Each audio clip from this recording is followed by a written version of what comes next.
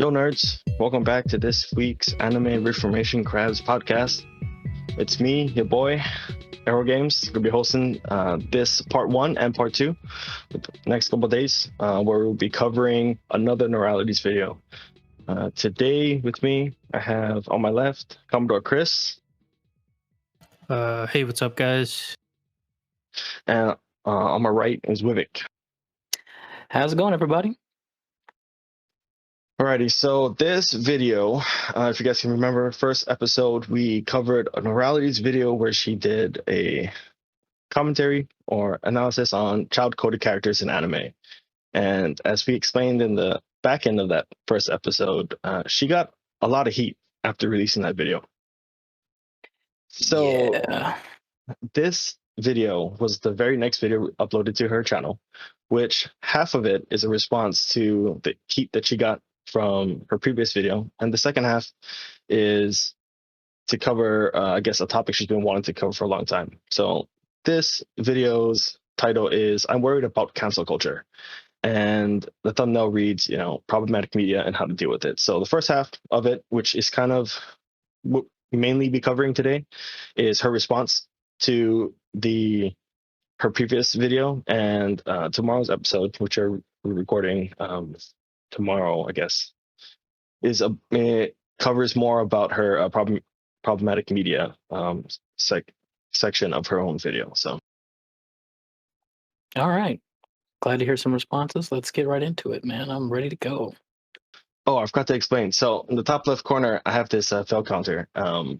Decided to put this in for this video because throughout the video, at least to me, it seems that she either contradicts or backpedals on a lot of the things she states previously in the video. And I kind of wanted to count that to see where we're at by the end of this video. And so this is a really long video. It's about 46 minutes, 47 minutes long, which is why we decided to split it into two. Seeing as how our last episode was almost 4 hours and we only covered 18 minutes. So that's what we're doing. Sounds like a plan. See how she does. All right, let's talk about problematic media.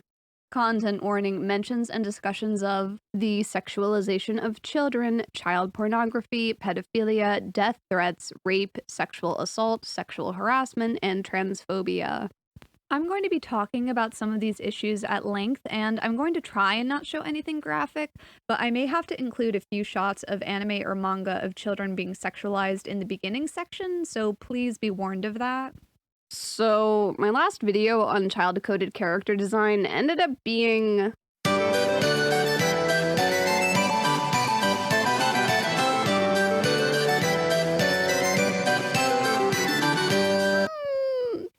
don't want to say popular because that feels wrong, but... So just for the people listening, she just spammed a whole bunch of comments, negative comments she got from her child-coded video. It did receive a larger response than I'm used to. First of all, I did receive a lot of comments from people being genuinely happy that I talked about this. And to all those people, thank you. I am touched beyond belief, and I'm not exaggerating when I say that your kindness and support makes this all worth it. And to the audience of people who did not agree with me, well, okay. I originally wanted to put this part at the end of the video, but I don't think the people who disagree with me will actually engage with this video for long enough to get to the ending, because they certainly didn't with the last video. So here is my follow-up statement to the Dragon Maid video, I guess. I know it seems silly to keep talking about this and like I'm wasting my time, but I genuinely want to believe that most of the people who disagreed with me are not acting with malicious intent, but are just simply misinformed or maybe a bit confused. If you are willing to take the time to actually listen to my side and then you still disagree with me, then that's all I can ask. Because there is no conversation at all if you're not even willing to engage in the first place. So before you start writing a comment on this video, I want you to really take some time to think critically about which side of this argument you want to land on.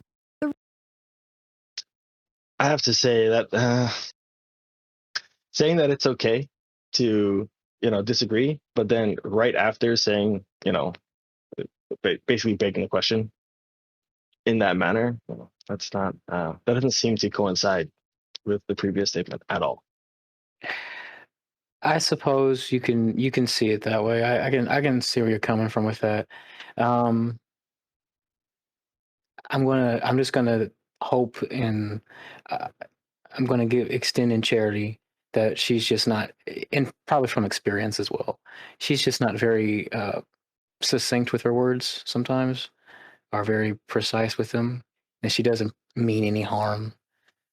She just wants people to um, try to be charitable to her, as she, I guess, tries to be charitable to them. That's what I'm gonna hope. Okay. I don't think she's very charitable to other people, as we'll see soon enough. Right, right. At least just starting off with the initial statements. The reason I brought up the author of Rurouni Kenshin not facing jail time or even being fired for his possession of roughly 100 DVDs of real child porn, like not anime, actual human children, was because he is not the exception to the rule in Japan, he's kind of the standard. The possession of child pornography. So that's a pretty bold claim, and hopefully she can back that up, but we'll see. Yeah. Yeah. We'll see what she says. Chris, you got anything so far? Sorry. Sorry, no, not yet. All right. We'll probably end up pausing here in a second after she finishes the sentence, though. But go ahead. Pornography only became totally illegal in Japan in 2015. Charges for possession include imprisonment for up to 1 year and being fined up to 1 million yen, which is just under 9,000 US dollars. He was fined 200,000 yen, or less than $2,000. To everyone who commented. Okay, let's see. She's highlighting some comments. This one said, "Oh yes, Kana, a problem that causes no harm in reality. I love it when problems don't affect reality in any meaningful way, far better than problems that actually cause life issues. If these were the only kinds of problems we had in reality, the world would be a much better place." About the sexualization of child characters in anime having no real world harm and that it's just a part of Japan's culture, I would like to inform you of the increasing rates of. Okay, we're gonna back up a little bit, but basically she just spammed a whole bunch of comments and stuff. Did you guys have a comment on the whole only became illegal in Japan in 2015? So, I understand what she's saying. So I guess I kind of wanted to give her a little bit more space to flesh out how she's presenting these things.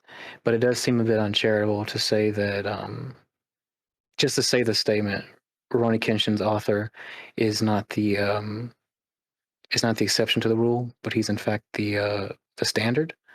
It seems to be wildly accusatory towards mangakas in general, though I understand, because what she follows up with, right? She follows up with by saying that it took Japan until 2015 to make child pornography officially illegal. So I understand the point that she's trying to get underneath, which is that Japan seems to have a cultural problem as far as is concerned with abusing children, with hurting children, or with how it sees children. And she's about to expound upon that further. Some ways, I guess, we'll see that are potentially accurate, in other ways that are pretty wrong. So, I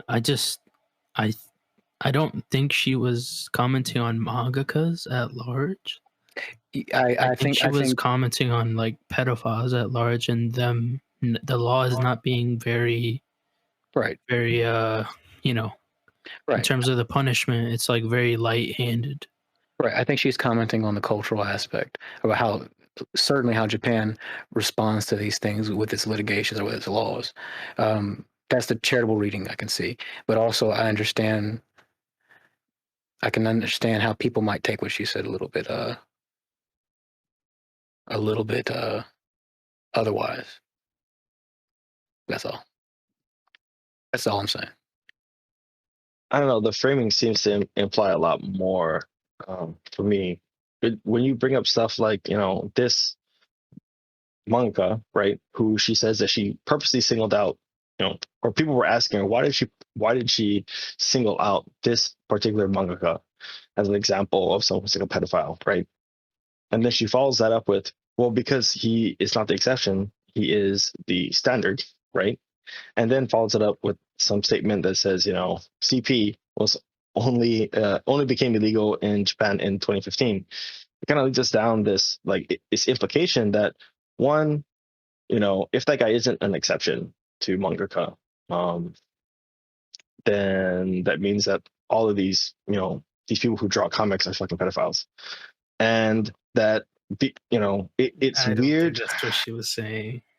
Right. So I don't think that's what she's saying. I think the idea is that she's maybe she's just not she could afford to expound upon what she means a little bit more in these areas. It's no secret to us from her last video that oftentimes she seems to be rather clumsy with how she approaches some things as far as the breaking out of her argument. But like I said, we should engage with her charitably. I do think that she's trying to make the point that Japan as a whole has a cultural issue with how it deals with these things, and I think that's perfectly fair to say. But what she then proceeds to do in the next like 15 seconds, that she goes too far, and then wrapping in as what she says in the next 15 seconds or so, as that pertains to the Rurouni Kenshin's author, that kind of gives the background for what Arrow's kind of saying, is how she's trying to pin this potential problem on all of the individuals that engage with lolicon. But okay, so maybe I'm being a little, not as charitable as I could be, but just that framing, the framing of that last sentence, only became illegal in Japan in 2015. It's almost as if she's implying people were just had CP all over the place, right? And then it became illegal, and everyone's like, oh shit, maybe we can't have it anymore. Like that's a weird way of framing it, it's just not like, just because something isn't illegal, that's very distinct from something being legal, right? It's not as if CP was legal in a a written explicit sense. So that framing is a little, it's a little motivated, or at least that's how it comes up to me. Right. I think I can see what you're saying. She's just not clear with what she exactly means, in a way that where it can potentially be seen as maligning more people than she means to malign, I think. Right. Okay. Backed up a little bit, and then let's go from here. 200,000 yen, or less than $2,000. To everyone who commented about the sexualization of child characters in anime having no real-world harm and that it's just a part of Japan's culture, I would like to inform you of the increasing rates of child abuse, which includes sexual abuse, that Japan has been experiencing, reaching record-breaking heights for the last 29 years in a row, all while American child abuse rates have been on the decline. To everyone bringing up Japan. Right. So I think that's enough to discuss kind of what she's talking about. Like we can talk about this data that it seems that obvious to me that she's misrepresented.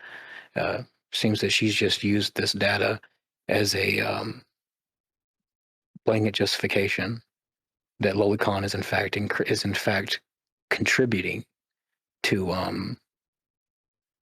and let me back up a little bit so we can have that data on the page. There we go.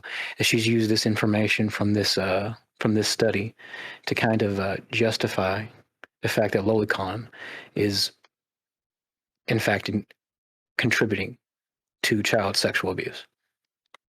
What do you guys get from what she just said? That's what I just caught. I'm sorry. Can you repeat what you just said? Oh, okay, sure. What I said is that so she's said enough to where we can talk about this information that she's presenting here on the page or here on the in the video.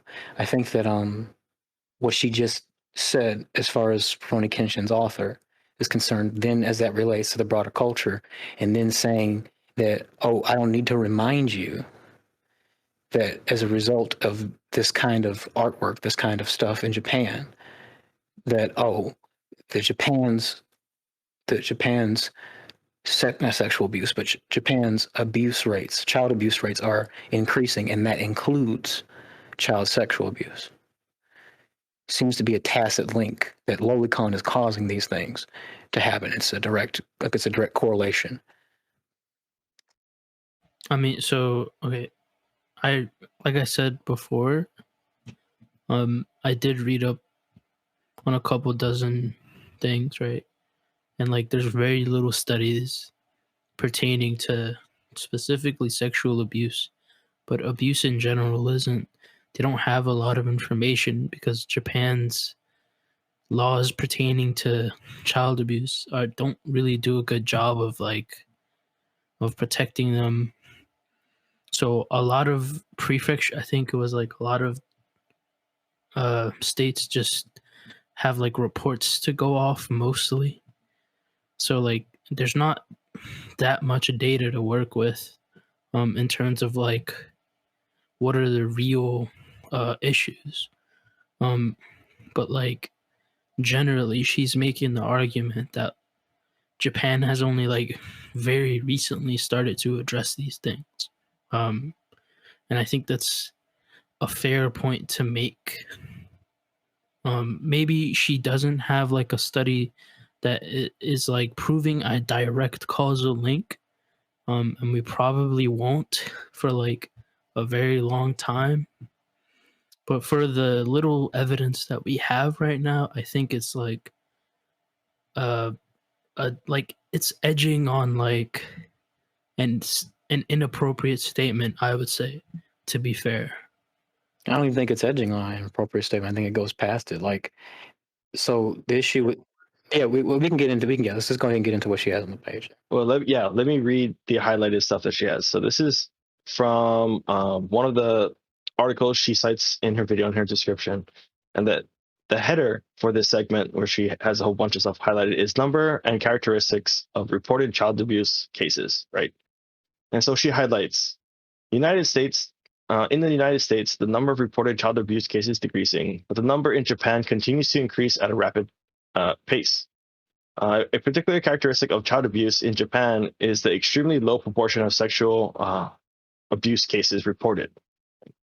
Later on, she says, also for Asian countries show physical and sexual abuse to be equally high, followed by psychological abuse or neglect. In Japan, however, the proportion of sexual abuse cases is very low, at approximately 3%.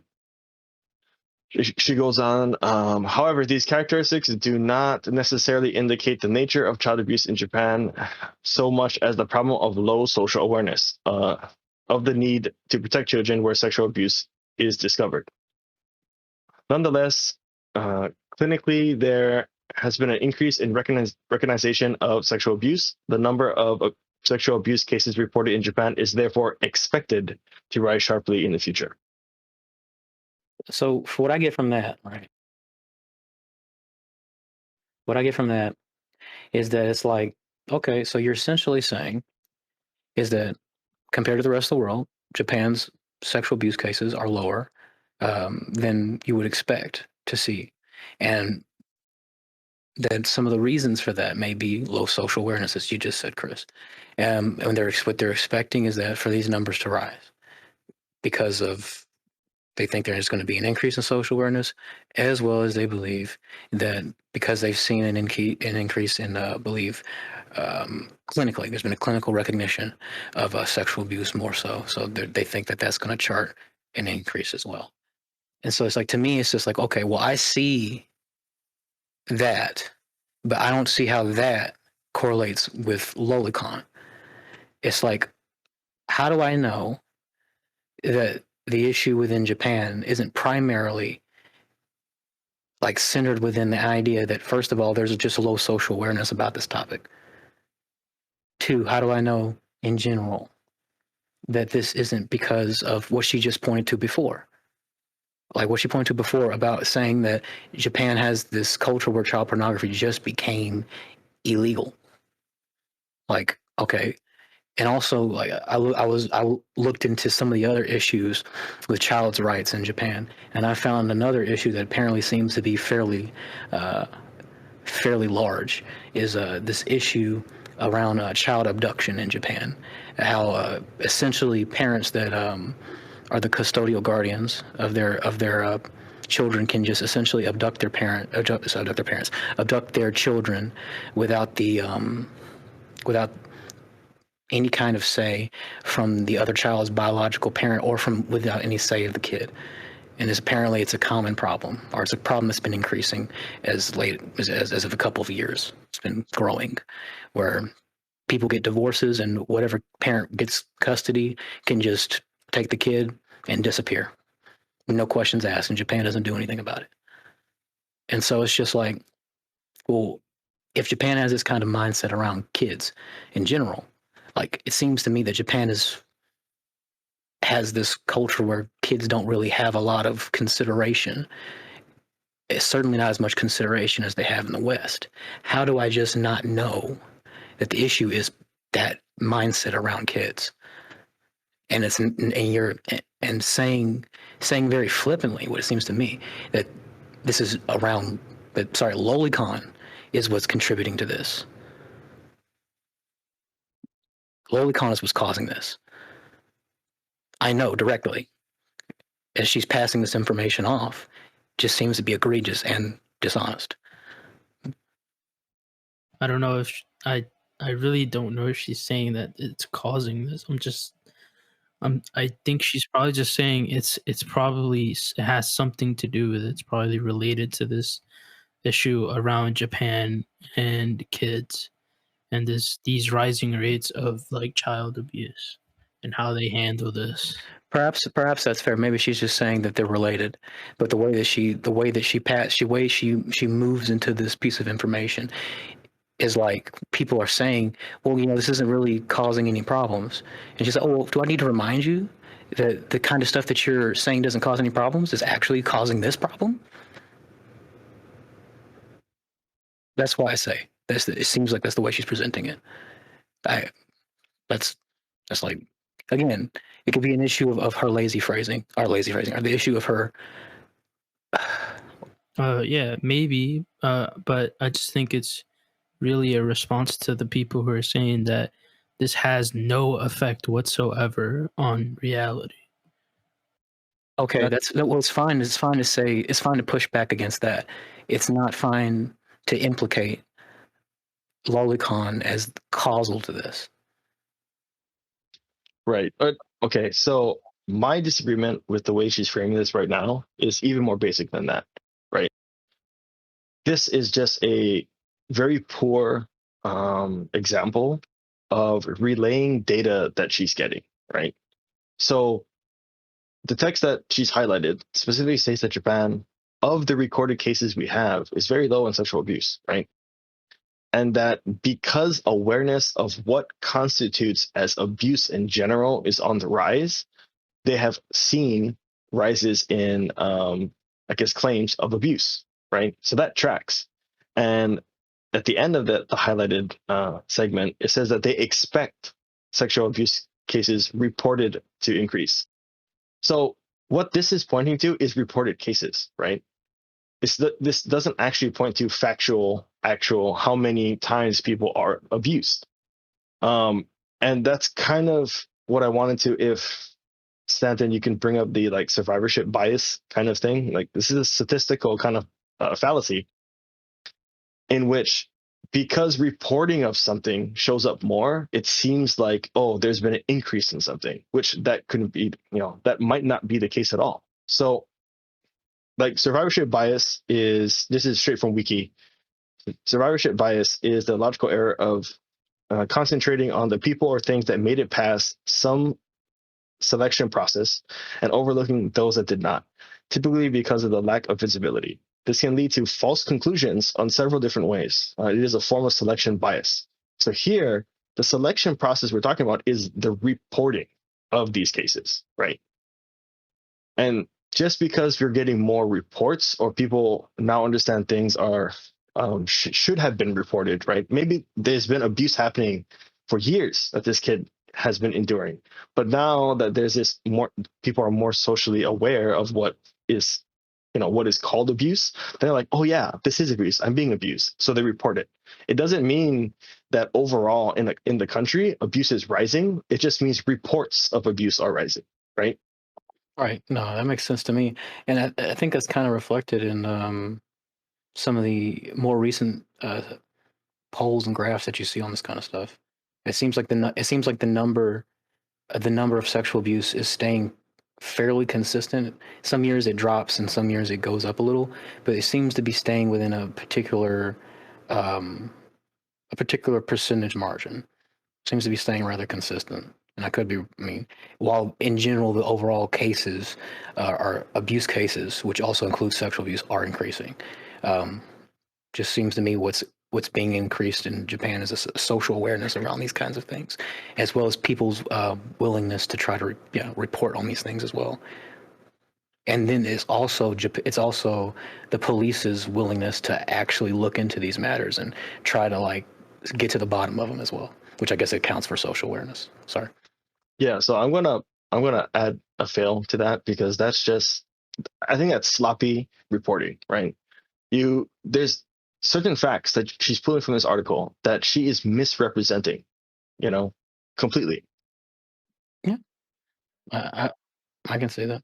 But I think this would be the time to bring up some of those graphs, right? To kind of go against, or to point at how she's kind of she's inflating her argument when it comes to like sexual abuse, right?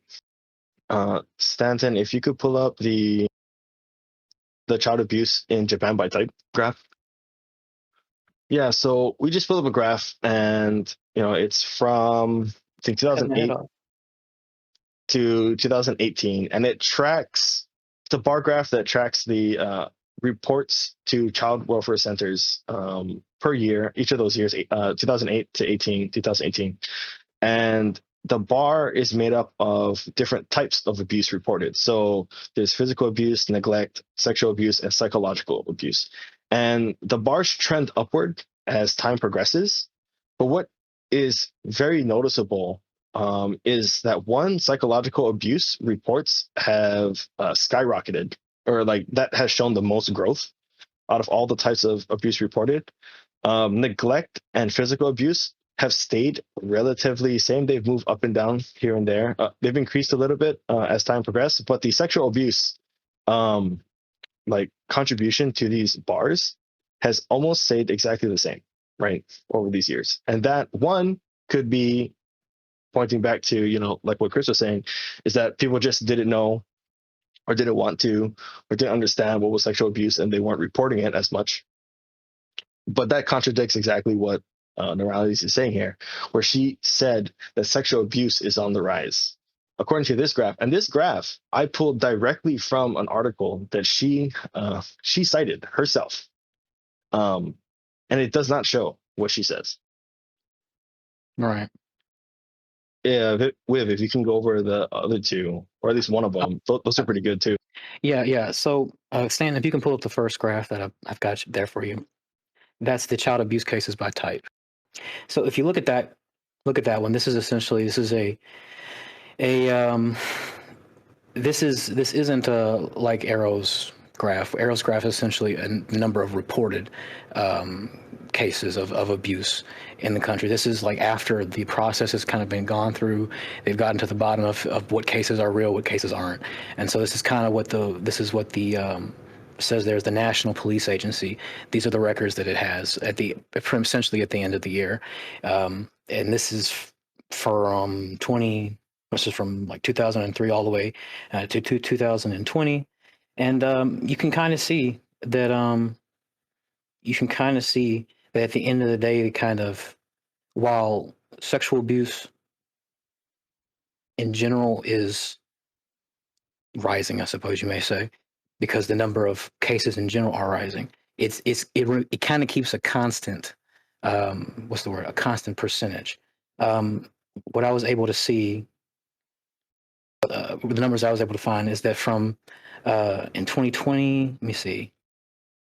So in 2020, that 13% of the total 2,172 cases are actually sexual abuse, and then in 2019, it's like 12%.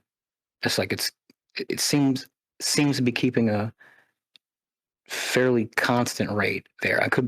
I need to find more information. I can acquiesce to that, but from the data I was able to find, it seems that it's not really jumping around too much. But also, I did want to point out, if you can zoom in, Stanton, on that bottom part of the that I have with some red underline, that it seems to be showing from this graph itself, or from this article itself that I pulled the graph from, that it says at the bottom there, it says, on the other hand, the number of child pornography cases identified by the police in 2020 decreased year on year by 9.9% to 2,757, while the number of children under the age of 18 identified as victims in such cases decreased by 15.3% to 1,320. The number of people apprehended in such cases was down 7.1% to 1,965, the second consecutive decline since 2019. The vast majority of these child pornography cases, at 1,164, involved girls, while 156 involved boys. So it seems to me as like this is an issue that seems to be primarily centered around awareness. I think I don't know if that's what I can seems to be pointing to from all angles, at least from what I can see. Maybe I'm not doing enough research. You guys can push back on me, but from what I can see, it just seems like, in general, this is a problem of awareness, and once people becoming more aware, there's going to be generally more reporting, but in some areas, like in issues with this child pornography stuff, it's actually on the decline because people are becoming more aware of it. No, I think that's what I see in the data that's being shown, right? I think what you just explained, right, is way closer to what's being reported by the actual journals and articles than what's being reported by Noralities. And that's the big issue, right? Right. And that's what she did, all of that backs up what she said. And everything I looked at, that backs up what she said. You said, yeah, she said they have a rising child abuse cases in Japan. That's which she said, I think word for word, there has been a rise in child abuse cases, which include sexual abuse in Japan, I think is like the exact quote. So the issue isn't that she doesn't.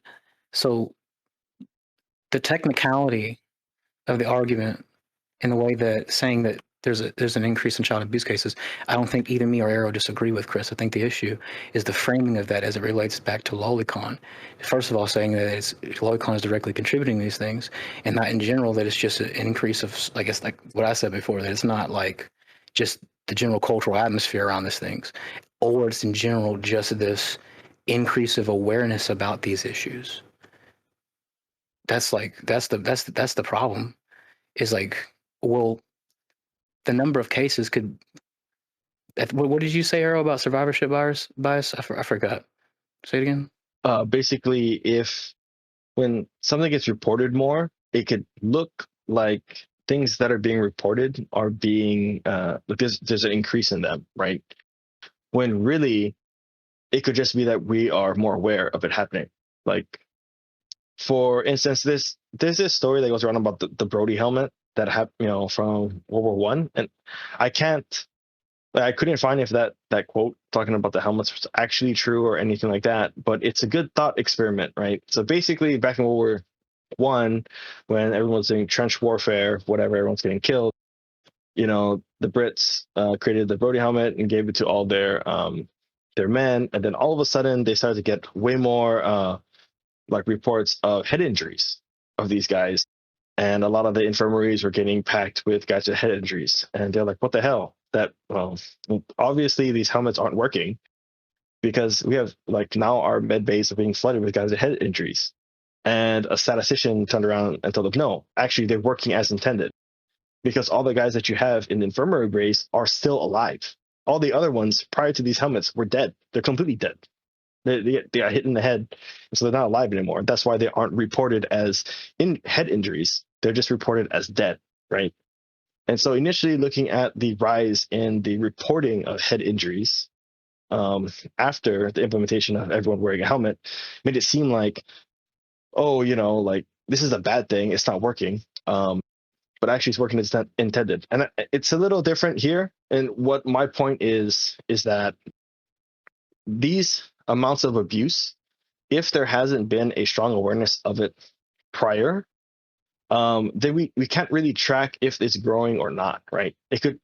We're still in the stage, at least it seems in Japan, where it's about a growing awareness of what abuse is rather than actually tracking if abuse is increasing or decreasing, right? Let alone talking about what it's correlated with, like lolicon.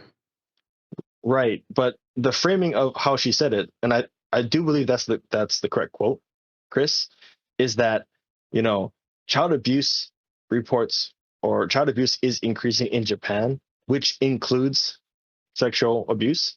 And while that is technically true, that framing makes it seem like by singling out sexual abuse, it must be a large contributing factor. That type of emphasis seems to double score that sexual abuse. When we look at the graphs, it's actually psychological abuse that's increasing, or the reporting of that's been increasing. Yeah, sure. That may be the case. That maybe she's overstating the amount of like sexual abuse cases. Yeah, sure. Okay, yeah. Well, I guess that's the main point. Is just to. If the point is that it seems like she's being very, very loose with how she's presenting this information, and the degree to which she's being loose with it seems. I won't say it's malicious. I don't think it is, but it does seem like it's being put forward in order to support what she thinks about lolicon, which I guess some people would say is malicious, but I'm not going to say she's being evil. Yeah, maybe sure she's being like a little like not like focused enough in what she's trying, like she's not focused enough in what she's trying to like say and how she's wording it. But like I think the general argument tracks, right? She's trying to like prove to people that these things can have an effect on real life, and she's showing people that you can't, because these people were using Japan's different culture as like a justification to like reflect away or deflect the criticisms from the previous video, right? And she's just pointing out that this is a culture that only very recently has started to bring awareness to these issues of child abuse, right? That's like the general argument being made here. Maybe some of the specific points are like in terms of like the proportion of sexual abuse specifically might be handled a little poorly, but I think the general point she's making stands. That's where the argument is having its thrust from, and I guess that's my main contention. Is just like, okay, so you can say that you can say the statement that lolicon may be contributing to this, rather than the way that she presents it, as if because people say that it's like, oh, well, it's just lolicon, or it's not causing any problems. Well, do I need to remind you that Japan has this? And it's just like, oh, so you're telling me that Lolicon is dealing with this. Lolicon is contributing to this. And if you don't mean that Lolicon is contributing to this, or that you're not sure if it is, then that needs to be said. Like I said before, and like you just mentioned, is like, I don't know how much of this is just actually the fact of the matter that Japan just has a poor sense of culture around how it protects its children, how it cares for kids. Like I said, and we brought up the CP being outlawed in 2015, and then like I said, I found this issue about child abductions. I don't know which one is it more of. And I suppose then that goes back to the point you said, this stuff isn't very well studied. And I guess if that's the case, then you shouldn't feel comfortable when you're presenting to your audience, presenting the information in such a loose fashion. At least that's the way I see about it. I could be wrong, but you can tell me what you think. The thing is, I understand where you're coming from, Chris, and that, on technical merits, she did say, child abuse is rising. But all this there's no correlation that has been drawn yet, right? She basically says these guys do these things, this thing hasn't, CP hasn't been outlawed, it hasn't been illegal, this guy got caught with, a shit ton of CP. And in this country, child abuse reports have been increasing, right? And she's begging the question, I think, and that's a little bit. I find that really weak argumentation, one. And two, the fact that the way that she reported the data was also kind of false, or not exactly how it was reported by the people in the article or the journals, right? Like those two things really just point at is this really, really, really weak argument that she's trying to put forth. And the fact that it's almost borderline for me, or at least it seems to me, this is like borderline like scientism kind of shit. I'm going to bring up numbers. I'm going to bring up like reports, and just to flash them in front of you and say, hey, supposedly these things back up what I'm saying. So, follow the science. But is that really the case? And I think that's one weak argumentation, and two, just like really, really lazy like fact checking on her part. I don't see a lot That's of fine. that. Okay. Yeah, because the general point that she's trying to make is that her original criticism is that, hey, these things might like cause tangible harm in the real world, right? And then people say, well, hold on, this is like from Japan. Japan has a different culture, right? And her response to this is that, well, okay, let's take a look at Japan. And Japan doesn't have a good track record with this specific thing, right? And the original video was about children, child coding, and how that can have some like real world repercussions, right? Or, well, that's what she's exploring in this video. That's like the general point being made, and like what she's presented so far, and what she's gonna go on to present later on, I think are fine examples of what she's trying to say, from my view. Yeah, I guess that's fine. I think the main probably issue that we're dealing with here between the two of us, probably between the three of us, is that there is what you may intend to say, and there's what you actually say.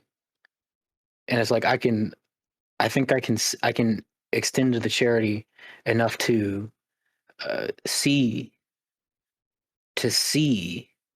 what you're talking about, but I don't know if that's just me being overly charitable, or if that's her, or is she actually meaning what she's saying?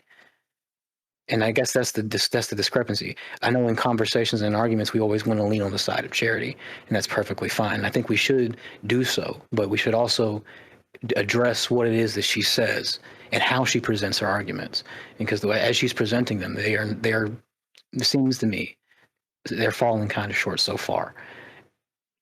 I think they get better as the video probably moves on as to some of those other things that you've just alluded to. But at least in this area and frame, it seems like it's not doing so well. Okay, well, I guess we've been on this point for a while, so let's jump ahead a little. Yeah, that's fine. it's good. Japan has been experiencing, reaching record breaking heights for the last 29 years in a row, all while American child abuse rates have been on the decline. To everyone bringing up Japan's age of consent, sure. At 13, Japan's base age of consent is the lowest of any developed country. However, many prefectures also have local corruption of minors or obscenity statutes, which raise the de facto age of consent to 16 to 18. The effective age of consent in Tokyo by local statute is 18. Yes. And it's not like this is an issue that is set in stone either. It can be changed. In November 2020, students submitted a petition to raise the age of consent from 13 to 16, which received 40,000 signatures. Seems fair. Arguing that it's fine because it's not technically illegal in Japan should mean nothing to you. I can guarantee from my video analytics that at least 44% of you are from the United States. Like 100 people living in Japan clicked on my video, which is like 0.01%. They are not the people I am trying to talk to here. Just a short quip on this. I think that's, I don't know. When you say you're not trying to talk to Japanese people, I get that. You're trying to talk to Western audiences and stuff. But she also just, blasted Japan, in the last 4 minutes or so about their mishandling of, say, CP and that type of stuff and reporting, and she also accused, well, I guess Chris would push back on that, but, she's accusing at least some mangaka of being pedophiles. I just think it's kind of weird to say, I'm going to talk shit about Japan cultural, like its culture and some of the professionals there, and then turn around and say, but those are not the people I'm not trying to talk to those people, Yeah, I can see where you're coming from. Yeah, I don't think she was like shitting on Japan just to like shit on Japan. She was shitting on Japan because people like cited like Japan's cultural differences. Well, I guess, that this would be a bigger topic for later, but do you not think that that's important? Important in what sense? That understanding that there is a culture clash, right? And that viewing certain cultures from outside perspective isn't the, how do I say, might be something to bring up consciously when you are talking about work or art from a different culture, right? That going into critiquing art from a different culture just based solely on the culture you come from might be a little flawed, because that's, to me, I think it is. I think that to only come into critique from an outsider's perspective without understanding at least part of the culture that art came from is flawed, and that's my personal stance on that. I agree 100%.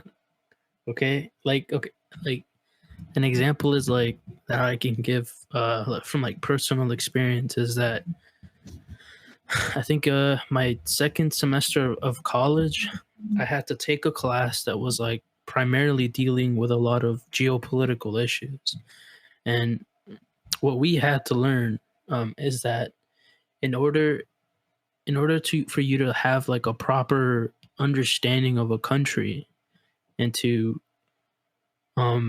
give proper prescriptions, is that you have to know the history of the country.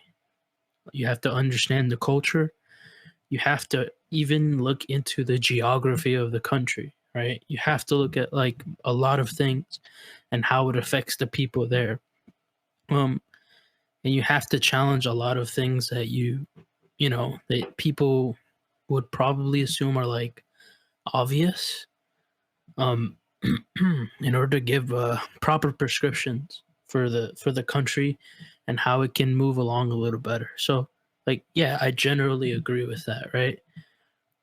But that is kind of what she's doing, right? When she responds to the people who cite this cultural difference in Japan, and she says, okay, well, let's look at Japan, right? And she's like, we can't just accept that it's a cultural difference when even within that culture it's being accepted that some harm is being done here, right? Or that something is not being addressed. Right? I think that's kind of what she's getting at here. Chris, you have amazing abilities to steal man, because that is a great like stance, and that's an arguable stance, right? It's a pretty level-headed stance too. I did not get that from what she was saying. Sure, and that's fine, but like, yeah, that's what I'm getting. Yeah, go ahead. Okay, let's just continue. You cannot use cultural differences as a defense when part of that culture also ends up hurting people. So that statement seems declarative to me. It's partly the issue that I think is going to end up pervading some of the video, is that how declarative she is about the statement. So you said she's saying potentially there's room for harm as a result of holy con. When she speaks declaratively. It's causing harm. You can't say that if it's causing harm. That's where I guess me and Arrow are coming from, Chris. It's like I can see the charity to be extended for a more reasonable, and like you said, what Arrow just said to you, like a more reasonable argument is potentially, but she doesn't jump to potentially. She jumps to this is causing harm. Sure, I can agree that she should probably be more. How do you say? I want to be clear. Careful with her wording. Yes. Okay, I want to be clear. Those are two different arguments. Potentially and declaratively, as she said, are two different arguments. So, like the position that you're making are still manning for her. I don't know if that's actually her position, and that's where I'm jumping back between you and Arrow in some way, because I do think we should still man our argument, because there's probably a place for the still man of our conversation, and we should do that in general to be charitable, because we want to deal with the most powerful arguments here at the ARC podcast. But anyway, we want to do that, but it's like also I want to deal with what she's actually saying, because that needs to be addressed as well. Sure, and I'm sure, and like maybe if I'm going like a little bit too far, and like in trying to steel man it, but like I'm not really trying to steel man. I'm just trying to like present the argument that she's like making. So maybe am I stepping into the realm of steel manning? Maybe, sure, but I'm generally just trying to present her argument as I see it.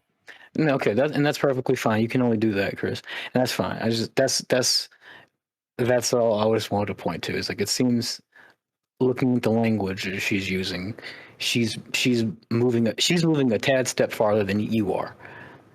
That's all. And, yeah. Okay. I think it's just important to try to carry that mindset that of course you want to do what you're doing. I think what you're doing is good. I would never fault you for it, but that we also try to deal with as well is what she's actually saying as well, so we can touch both of those things. Yeah.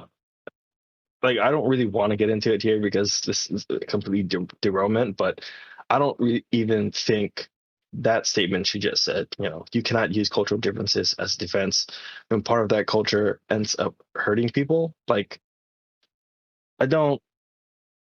I think that's almost like a nothing burger, man. That's just like a thing you say that sounds like it means something, or sounds like it has some kind of moral weight to it, and then it doesn't really mean anything, because every culture has something that hurts people, bro. Like, what are you talking about? I suppose, I think it's, look, so that statement in the right context would be, I think, would be right, because I think you can push back on this. I think what she's saying is something we all say, is that, if even within our own culture, as superior as the American culture is, anyway, so, but as superior perhaps as we may believe the American culture to be, um, it's got its problems, it's got its issues. Same thing with British culture, same thing with any other culture. And it's worth engaging with the criticisms of that cult that are necessary for that culture. And so it's like, she's just, it may not seem like it's the most, what's the word, profound statement, but in general, I would say it's still true that citing the fact that it's a cultural difference, if it's harming someone and there's a perhaps a conversation about the morality of a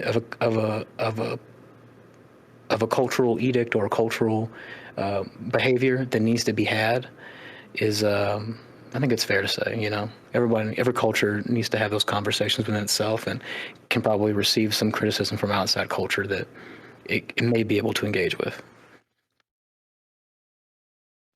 I guess. I mean, I think that should be understood by any rational actor, right? And like a sentence like this doesn't do anything. It's just like, I don't know, like yellow journalism or something. It's just emotional, right? Like what? I guess I don't know. What do you think, Chris? I don't know. Maybe. Maybe, but yeah, no, I can see where she's coming from with that. I can't fault her too much for that, because I can only, like I said, maybe it's not that profound, but uh, she says things that I think are probably much more of a issue, and that's coming up by like in the next 10, 15 seconds or so, I think, honestly. Yeah. Okay, let's go. Media does exist in a vacuum, and portraying sexualized child characters in any media normalizes the sexualization of children to the audience. Why do you think so many of you? Right. So that's it right there. That statement is: media doesn't exist in a vacuum. Portraying sexualized child characters in any media normalizes the sexualization of children to the audience. Like, I I really, like, I get where she's coming from. Like, so like it's like Nora, I really wish you would be more precise with your language.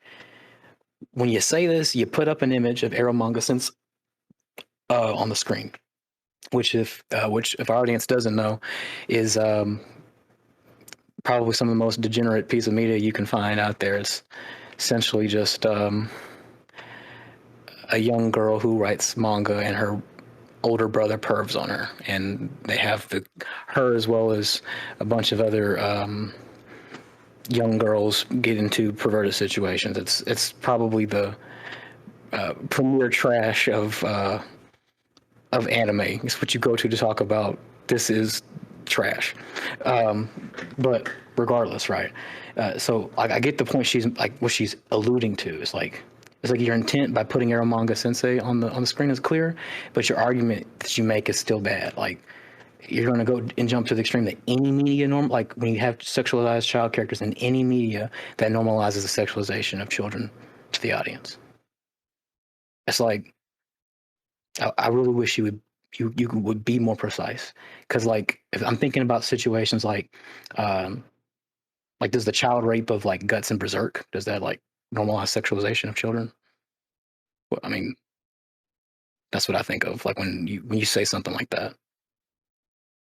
Does that make any sense?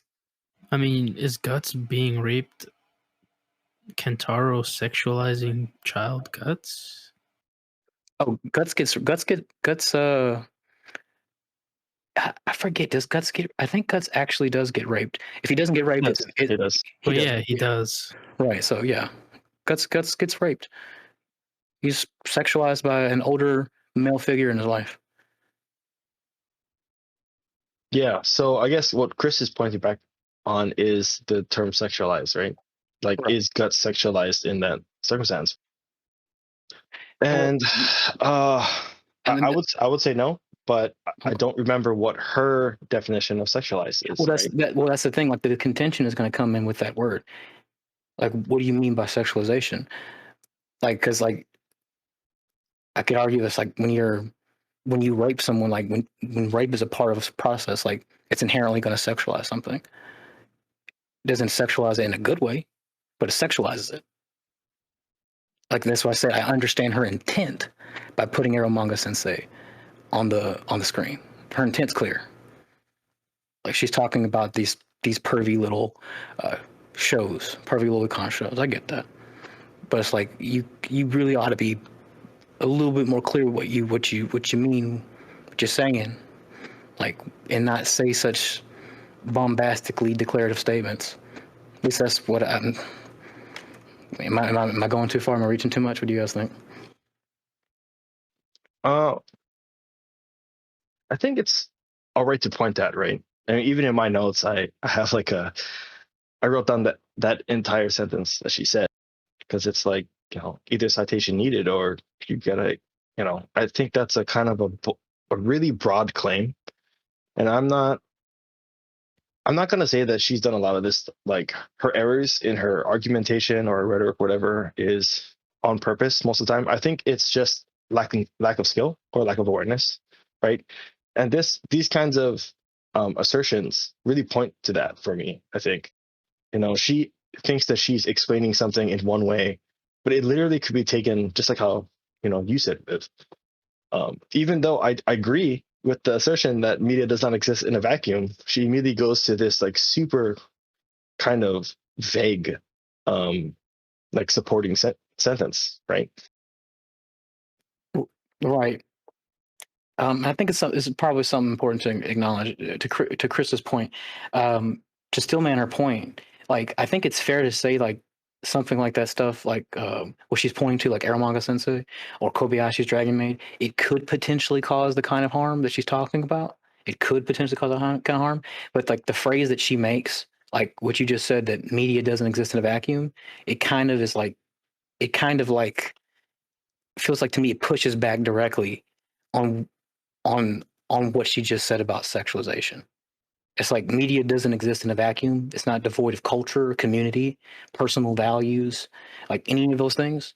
And so it's like because people watch anime and are able to engage with Japan's sense of humor or perspective on such kinds of things, it doesn't mean they're going to get up and start thinking sexualizing kids is a good thing or should be done.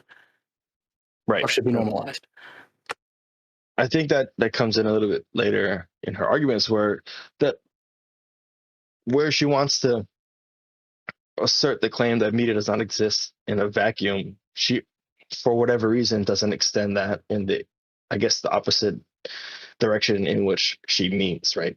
What she's meaning is that media doesn't just exist by itself and it can't affect the outside world, right? Right, and it can. She's right about that. Go ahead. Right, but the thing is that the outside world's perspective of the medium also changes your understanding of it, right? And she doesn't seem to get that. Right. Like, not existing in a vacuum goes both ways. Right. What do you think, Chris? Think we're coming from a reasonable place or what? I think that's a good point to make. That it goes both ways for sure. I think what she means by, what most people mean by normalization of something is like it's not that you're gonna like start to think that these things are good or that like okay. It's more so like you're gonna start to like not notice it, right? You become neutral Apathetic to it, about right, it. yeah. Yeah, exactly. Apathetic is the issue, right? And being apathetic to something that is harmful Isn't good. Probably not good. Yeah. Yeah, I can agree with that. I just don't. I can agree with that sentiment in general. Being apathetic towards things that are harmful isn't good. I understand her concern about this doing so. I just don't see the claim being justified, given what Arrow just said, that it goes both ways. It's like just because people engage with it and are able to engage with it under Japan's like potential sense of humor about the issue, or the sense of like our cultural perspective on these kinds of things, doesn't like actually mean that they would then proceed to do this in their everyday lives or normalize it in their everyday lives. I think people have a it doesn't have a clear sense of have a clear distinction between these things. Go ahead, sorry. Yeah, it doesn't mean they will. It just means that the possibility exists. Okay. Yeah, and the people in our comments would like represent that possibility. Mm, Okay. that's probably fair. Yeah, that's probably fair, I think. Okay. You can't even see this as a problem. It's because anime has normalized it to you. And also, none of this matters anyway, because guess what I found out after making the Dragon Maid video? Here we go. The author, Cool Kyo Shinja, has drawn at least 5 comics of Oh, no. child porn, so there is Sam. literally no point in defending this person. One of which is 194 Oh, gosh. pages in length. Susan, Do you don't take know us down. how long it takes to draw nearly 200 pages of anything? This is a theme in Dragon Maid for a reason. It takes a long time. Okay, I was about to ask you, Chris. Thank Yeah, you. no, it takes a really long time to draw even like 20 pages. 20 pages. Okay, yeah. No, that's fair. Yeah, it took me like Go ahead. it took me like a week to do like. It would take usually last semester. It would take me a week to do like 5 pages. Well, not 5. Well, the script was usually the 5 pages, and then out of that would be like 10 to 12 pages of storyboards in like a week. So yeah, it's a lot. Was this for comics or a different media? This was for these were college assignments in my pre-production animation classes. Okay, so you didn't have to go full in with inking, shading, and coloring them, as you would in a comic. No, storyboards are almost always just sketches and stuff. Right. Okay, that's a good reference to take into account. I mean, I guess I don't know if you need Chris's reference to know that. That's yeah. That's a lot of work. Yeah, I can agree. It's a lot of work, especially if it's spread over 5 volumes. I suppose. Yeah, but a lot of these are these Takobon style like doujinshis are released at festivals, so they'll like either a biannual or an annual festival in their local area or whatever. So they'll probably be working on this for a good half a year, and normally with other people to help them towards the ending. You know, people are good at shading or inking or whatever to help them speed through it. But a lot of times, say like, I know we might have touched on this. Actually, I don't know if we touched on this, but I've had this conversation many times with other people. Is that a lot of mangaka they actually either start in like the rated 18 like world before they make it big, because this is one of the only ways they can make like money, right? And maybe that this actually might be the biggest factor in pushing all these artists to doing this kind of work, right? Is the fact that a lot of times, especially if you're not the name on the actual title, you're like you're one of the artists that works under like unnamed artists, you're probably doing doujinshis on the side to make up enough money to pay for your rent. And that's like 85 to 90% of the industry. Yeah, that seems awfully reflective of perhaps our own market. I don't know. What do you think, Chris? Seems a lot of people do a lot of Edo. I definitely a lot of on the side stuff. Yeah. yeah. Yeah, so I mean, this doesn't really attack her point that she's trying to make here. That he has drawn, erotic, like art and work or whatever. But I just want to put up that we don't know if he did this before or during, right, when he got famous for Dragon Maid. It could be that this is some of his earliest works. Like, I don't know, right? Claim to fame. Oh no. Right. And actually, like, okay, so one of the biggest groups that ended up going on to making some of the most famous 90s and early 2000s anime. Yeah. It's this group called Clamp.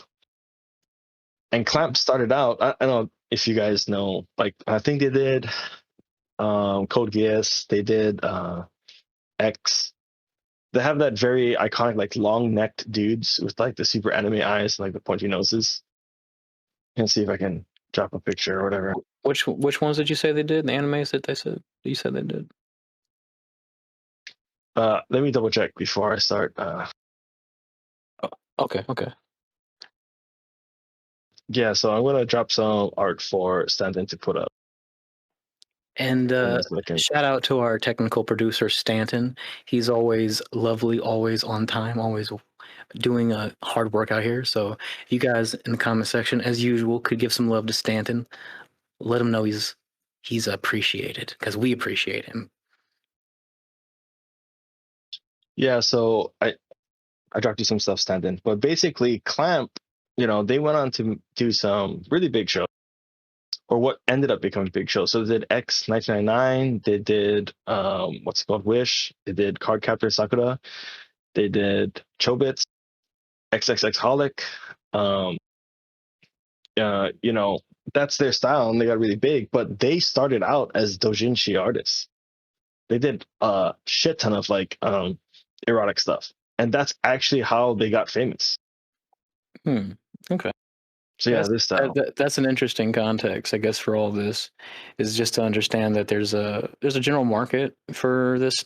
I mean, for Shotokan, whatever the case may be, and I've heard that because I'm sure Noralities didn't read this doujinshi, and I didn't take it upon myself to read it.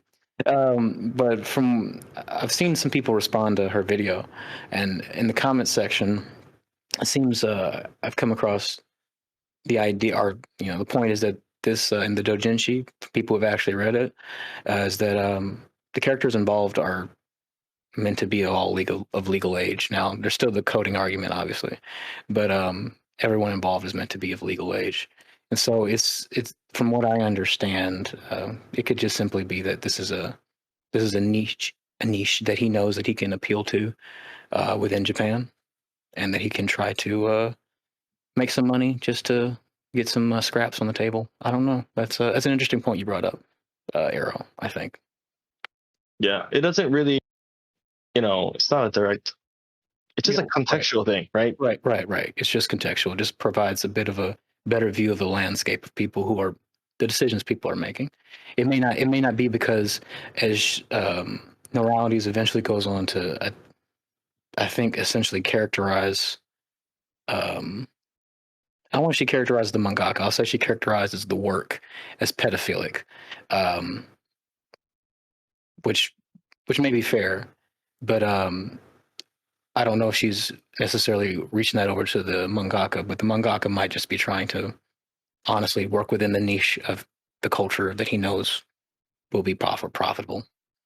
And perhaps the argument is whether or not that should be the case, given what she said. Whether or not that should be the case, given the fact of the matter of what she's just said before about what she thinks that declaratively that this is in fact causing harm. But then we've already repeated those. We've already had those discussions, so we're back to where we need to be in order to move forward with the video, I suppose. Right. Okay. Let's go. No. This isn't even a matter of possession. This guy is producing and distributing comics of child porn. And look, I know doujinshi or hentai of child porn aren't illegal in Japan. This guy has not done anything that I know of that could be met with legal action. And even in America, when it comes to drawn child porn, it's a little messy, right? In 2005, in Richmond, Virginia, Dwight Worley was sentenced to 20 years in prison for his possession of child porn, including hentai, digital photos of real children, and graphic text-based emails. Among the arguments in his appeal was that cartoons are protected under the First Amendment because they do not depict real children. He also claimed the statute is unconstitutional because text-only emails cannot be obscene. 2 judges rejected those arguments. A third agreed with Worley on those issues, but joined in the majority in affirming his convictions on the counts pertaining to the photographs. The Protect Act of 2003 includes the possession of anime or manga that portrays children in sexual activities as a prosecutable offense. The Supreme Court held that virtual child pornography was protected free speech, provided that the virtual depictions are not obscene.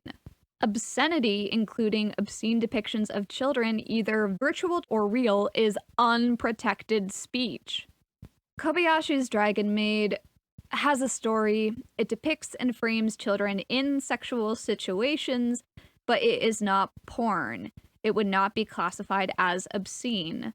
But because his doujins depict children having sex with adults, those would be considered obscene and they would not be protected under free speech. I'm not going to pretend I know what this guy's deal is. I don't know what's in his heart. So I don't think we per se need to get into the legalities or whether or not these things should be illegal as they relate to the United States. We don't necessarily have to get into that. But I do kind of want to point out is, and me and Chris talked about this beforehand. It may just be a personal gripe of mine, honestly, but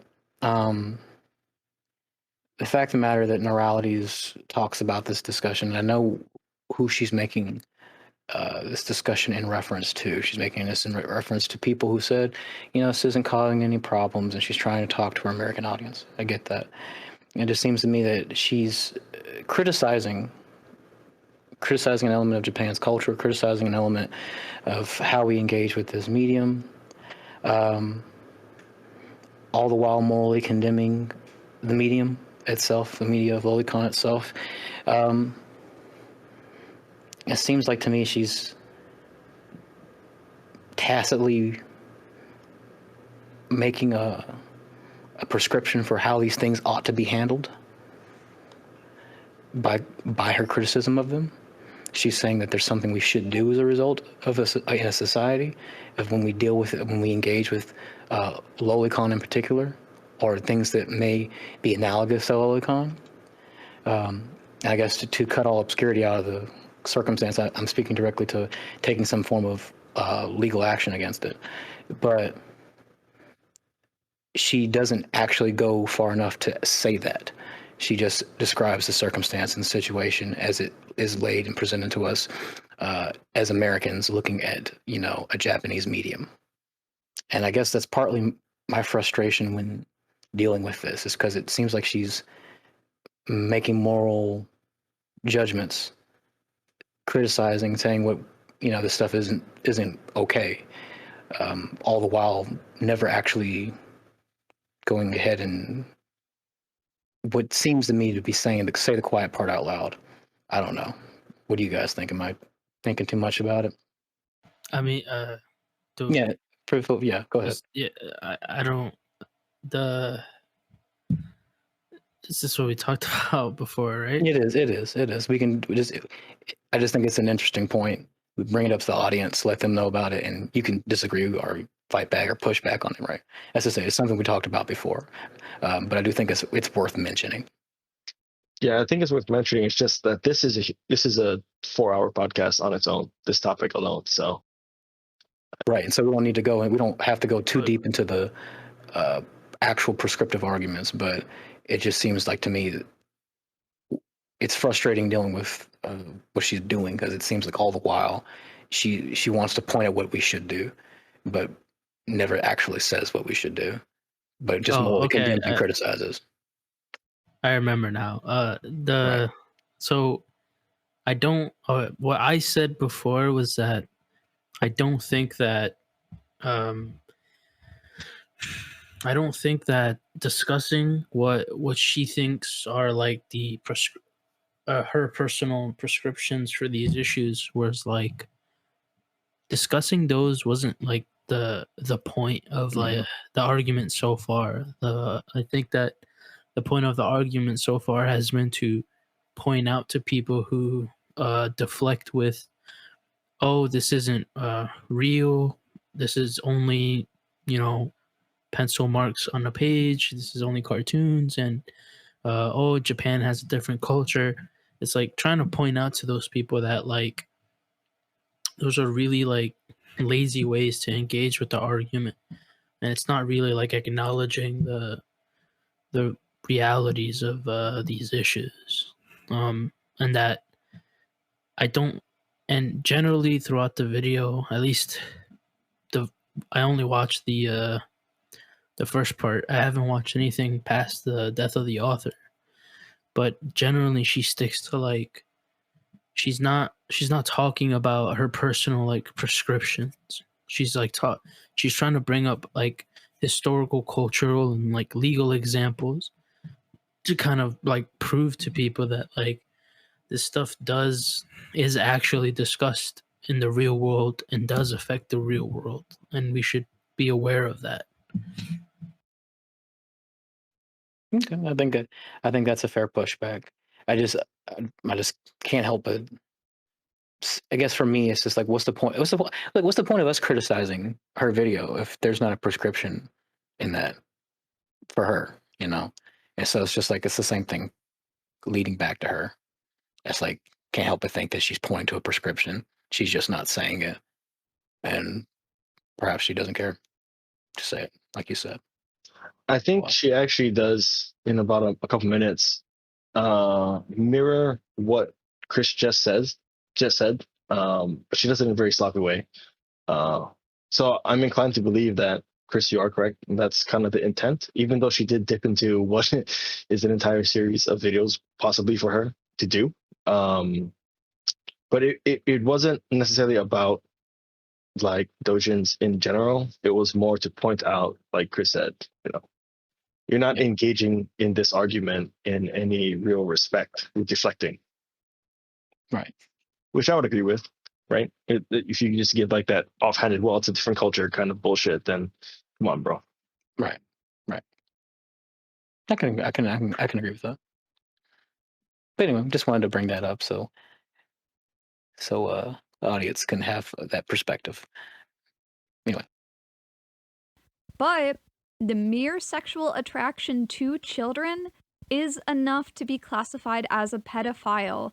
It does not matter if they have actually engaged in a criminal act or not. I think it is.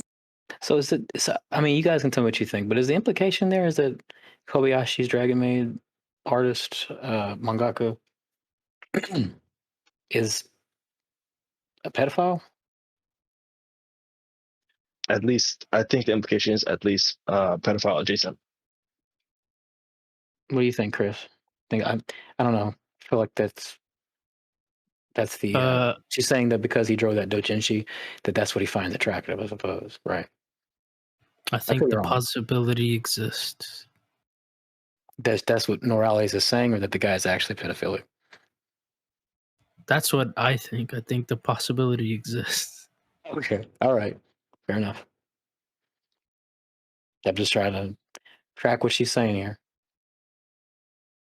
It is important to note that as of 1968, pedophilia is listed in the APA as a mental disorder, which would make it not a choice but a diagnosis.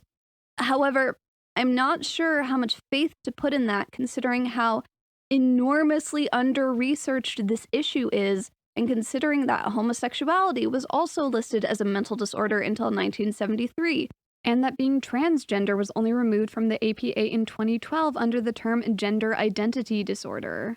And literally before anyone tries to frame pedophilia as another sexual orientation like homosexuality, I would posit that you cannot have a sexual orientation where the party you are attracted to is legally incapable of giving consent 100% of the time. They are in no way comparable.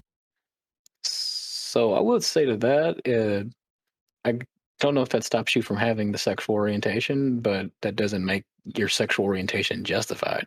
Like, you're not just justified as a result of that, having that preference. Does that make sense? Can you repeat?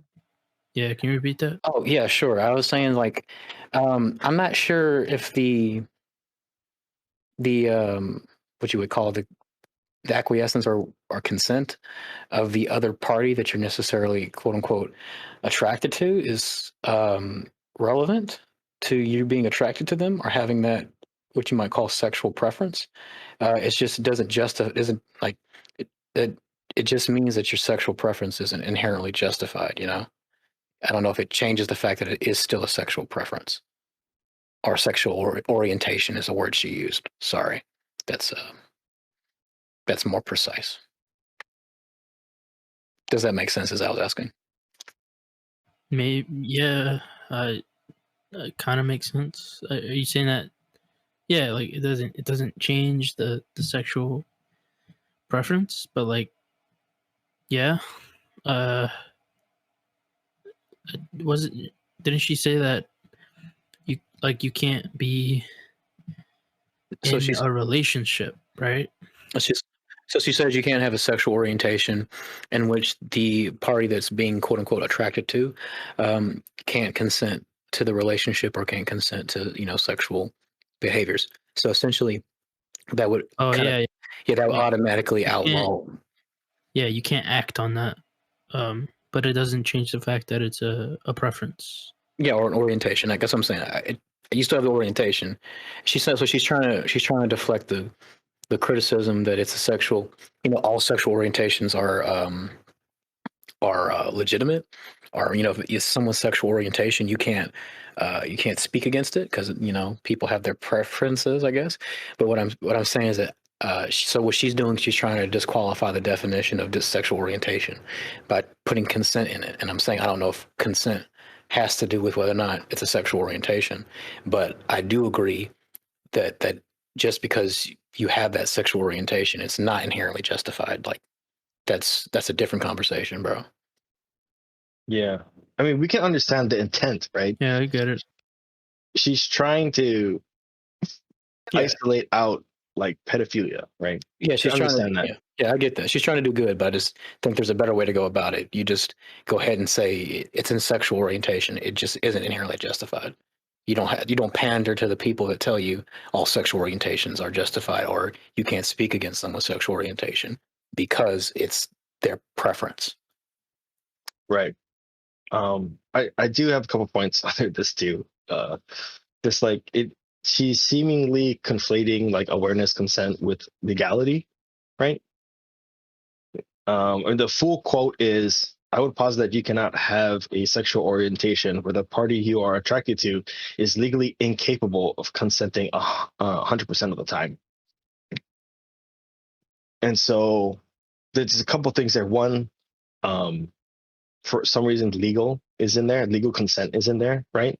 And 100% of the time is also in there. So it's kind of a weird sentence, you know. Like I said, we understand what she's trying to do. It's just really weird because in under this umbrella, basically I couldn't be a heterosexual because sometimes girls that I want to like flirt with or whatever, not now, I have a girlfriend who I love. But if a girl is able to get intoxicated or drunk or whatever, that they legally cannot give me consent, right? So does that mean that my sexual orientation as a straight male is now invalid? It doesn't really make much sense. Right. I don't. Oh, that's I what I. That's why I thought she was kind of referring to like acting on that uh, preference. Like acting on that would be not good because a child under no circumstance could give consent for something like that. Oh no, that's perfectly fine to say that acting on your sexual orientation isn't fine, but you can't disqualify as a sexual orientation. I guess that's all that's being said, really. Yeah. Yeah, we get what she's trying to like. I said, I have no problems with what she's trying to do. Just there's a better way to do it, Nora. That's fine. If my theory is wrong and pedophilia is still categorized as a mental illness 10 or 20 or however many years from now, after more research has been done, then obviously I would prefer these people use drawings of child porn as an outlet and not actual child porn. If it is a mental illness and recovery were a possibility, then obviously I would prefer that over unnecessary incarceration. But that was not the point I was trying to make. Also, as a disclaimer, I shouldn't even have to say this, but do not harass anyone. I specifically made this video to address how completely out of control online harassment has become. Do not use this video as an excuse to harass or bully or send death threats to anyone. The links to all my sources are in the description in case anyone would like to actually learn more about these issues for themselves. Otherwise, I am moving on. So this is actually a great way to segue into a topic that I've wanted to discuss for a while, which is problematic media and everything that entails, like cancel culture, death of the author, how media we consume impacts reality. I promise you that I had parts of this script written months ago, and I did not furiously whip it up because a bunch of strangers were kind of weird in my comment section. But what I found interesting about the negative responses was most people knew they couldn't outright defend the sexualization of Kana or Ilulu's design because it would implicate them as siding with people who think that being sexually attracted to children is fine. Which, some people still did do that anyway, though, and those people can leave. But most of them worded their grievances so that they weren't directly addressing the actual points that I made, but framed it so that the problem was with me and my perceptions. But is that not valid criticism? It just depends, I suppose, right? Right. I mean, she asserts that the reason now why people didn't attack, quote unquote, certain arguments she had was because they knew that by doing so they would become adjacent to pedophilia or something. Like, I don't understand how this follows, right? And I think a lot of people did attack, reading the comments of the child coded video, they actually did attack a lot of her what she was saying. Obviously she didn't show those ones in her comment montage. Do you know of any comment? I didn't read any of the comments from her previous video, so I'm not sure if she's just tacitly drawing that blanket dismissal there. I don't know. I guess the devil's in the details. I'm not sure myself. What do you know anything, Chris? About the comments? Yeah. What Arrow just mentioned. Did you have any comments that you can think of, Arrow? It's fine if you don't. No, I mean, Chad, I probably should have cropped some of these or got some of these, but honestly, a lot of the longer responses that were negative towards her video, address things with a lot of nuance. They brought up culture. Most of them brought up culture, right? But not in the sense of, hey, bro, it's just different culture, right? Like these comments that she was posting. A lot of them went more into depth as to like, what do these genres mean in Japanese culture, right? And why it doesn't hold the same types of connotations as it does in Western cultures. And I think that those are really great responses to what she's saying. But she never shows any of these, right, in this video. She only shows the 2-sentence clapbacks, the really shit takes from other people. Well, seems fair to me. Just a little disingenuous, Yeah.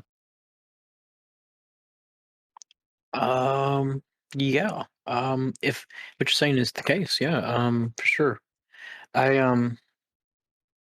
If you can, I guess while we're watching the video or while we're doing stuff or talking about it, if you can find something in the background and we'll put it up on screen, we'll read it so we can see the kind of thing you're talking about, I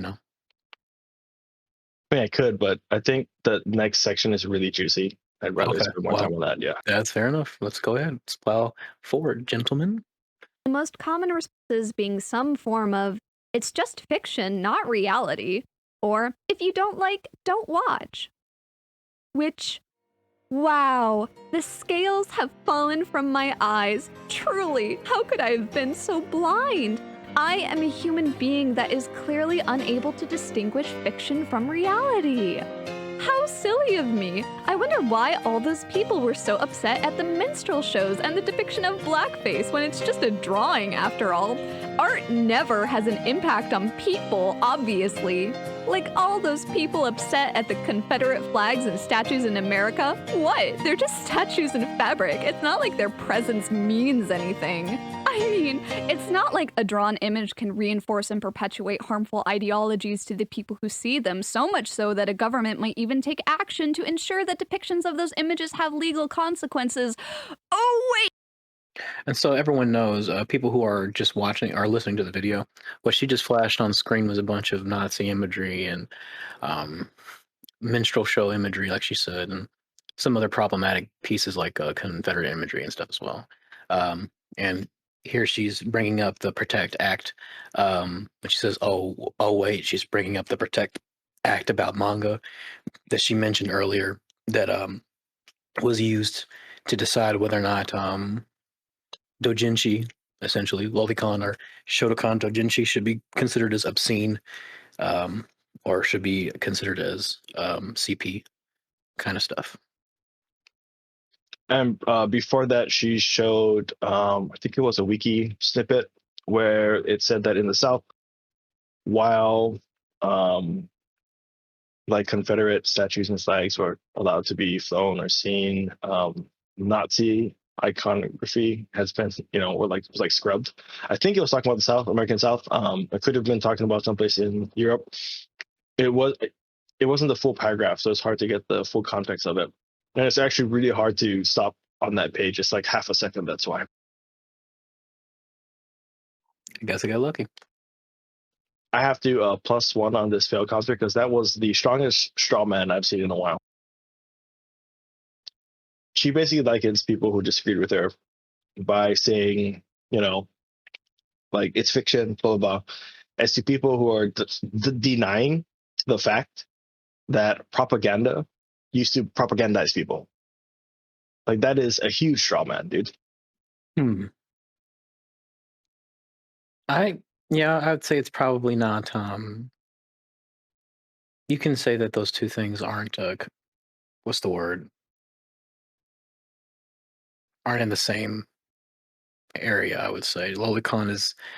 If someone says that about lolicon, they're definitely probably not talking about Nazi propaganda. They're probably more than assuredly not talking about minstrel shows. Yeah, which were created with the intent to belittle or to mischaracterize a certain demographic. And you know what I mean? Like those are created, like we talked about last time in episode 2 with should anime be political? Like there's certain art or pieces of art that have an intent, specifically political intent, right? Which is what Nazi propaganda is doing. Is what like minstrel like work does. It's meant to demean. It's meant to mischaracterize. It's meant to shift people's ideas, perspective into what these works are trying to portray. So saying that somehow someone watching like Dragon's Maid, right, or supporting that the author of Dragon's Maid is somehow similar to someone who supports the use and distribution of like racist propaganda is a huge straw man, at least from my perspective. Like those things are not even close to each other in the realm of severity or intentionality. And to be fair to her, while I think she jumped to the strongest indications of what the point she was trying to make was, didn't find something of maybe equal tenor or strength in order to make it resound a little bit better. The general point is that yes, and I think everyone here would agree that art can affect reality, and it can potentially affect reality. I think we all understand that. You don't have to make that kind of strange tacit correlative, like the people who made the statements to you didn't understand that themselves. What do you think, Chris? Yeah, I agree that generally like media does affect reality. I think she's like she's just making the point that media like can affect reality to like a pretty significant extent. Yeah. What do you think of what Arrow said? You think it's a bit of a jump in the gun there? Maybe she could have found a bit more of a comparative example. What, like the Well, she literally uses to this like whole like straw propaganda man. or Oh yeah, go ahead. well, Sorry. she's addressing people who don't take it seriously. It's like they're coming from the absolute position that it's just cartoons. Right. Yeah, and like I mean, it's a good point to like bring up. Well, yeah, is like the swastika just a couple of lines? Like, well, no, it stands for a lot more than that, right? The meaning is significant here, and that's important to point out. Yeah. But I also think that like there's a severity of comments and a seriousness of them, right?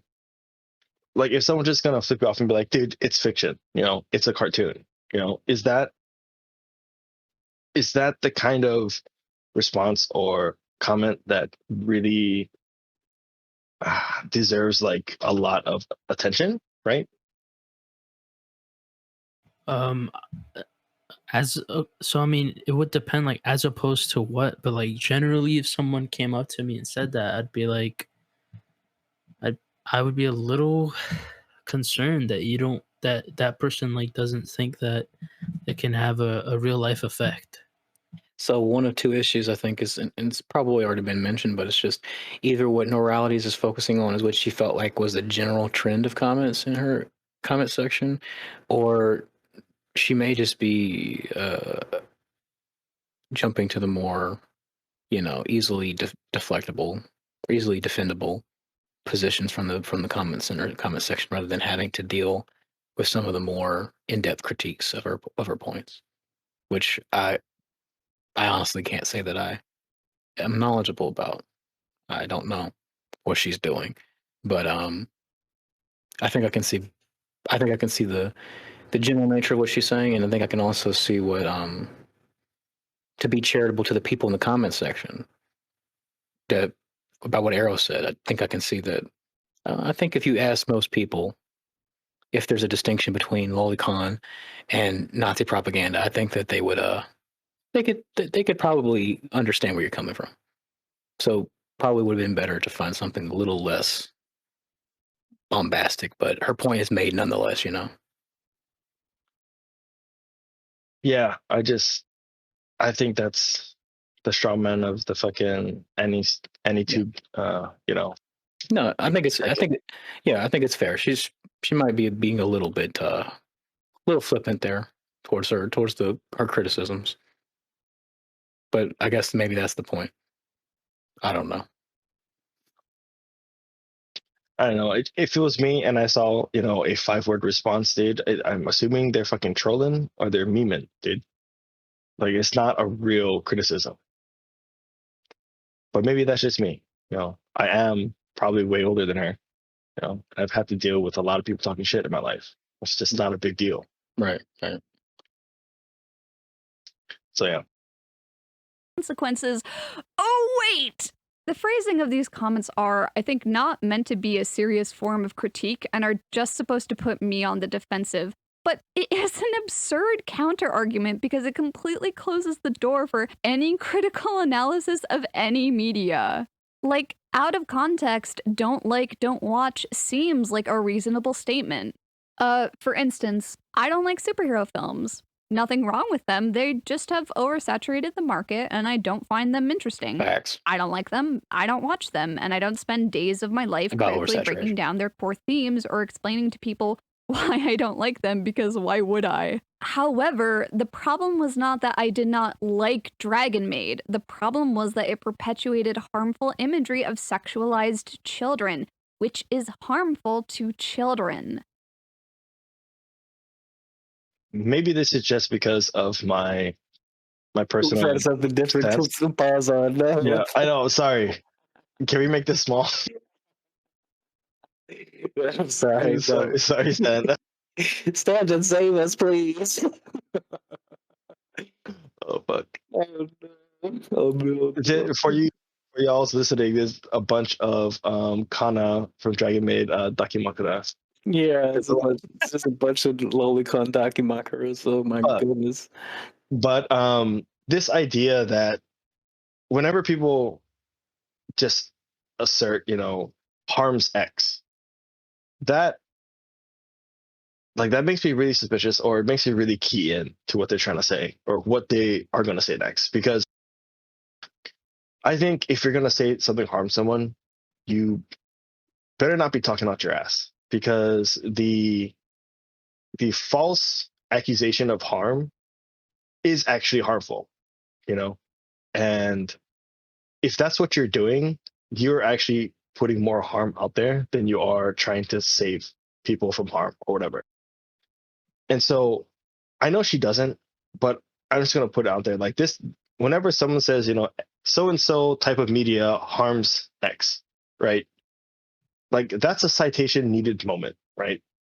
If we go out there and let's take, her previous example, like minstrel, shows and stuff, minstrel, propaganda, hurts Black people. And then, we go out there and we have lots of evidence to show that shit, stoke racial tensions. Yes, that was harmful, right? But if you're gonna say stuff like drawing like child characters in anime doing a little bit of lewd stuff or sexualize a little bit ends up harming children, I expect to see hard evidence of that. And these graphs that we got earlier in the video and that tentative type of reporting, that doesn't satisfy. Right.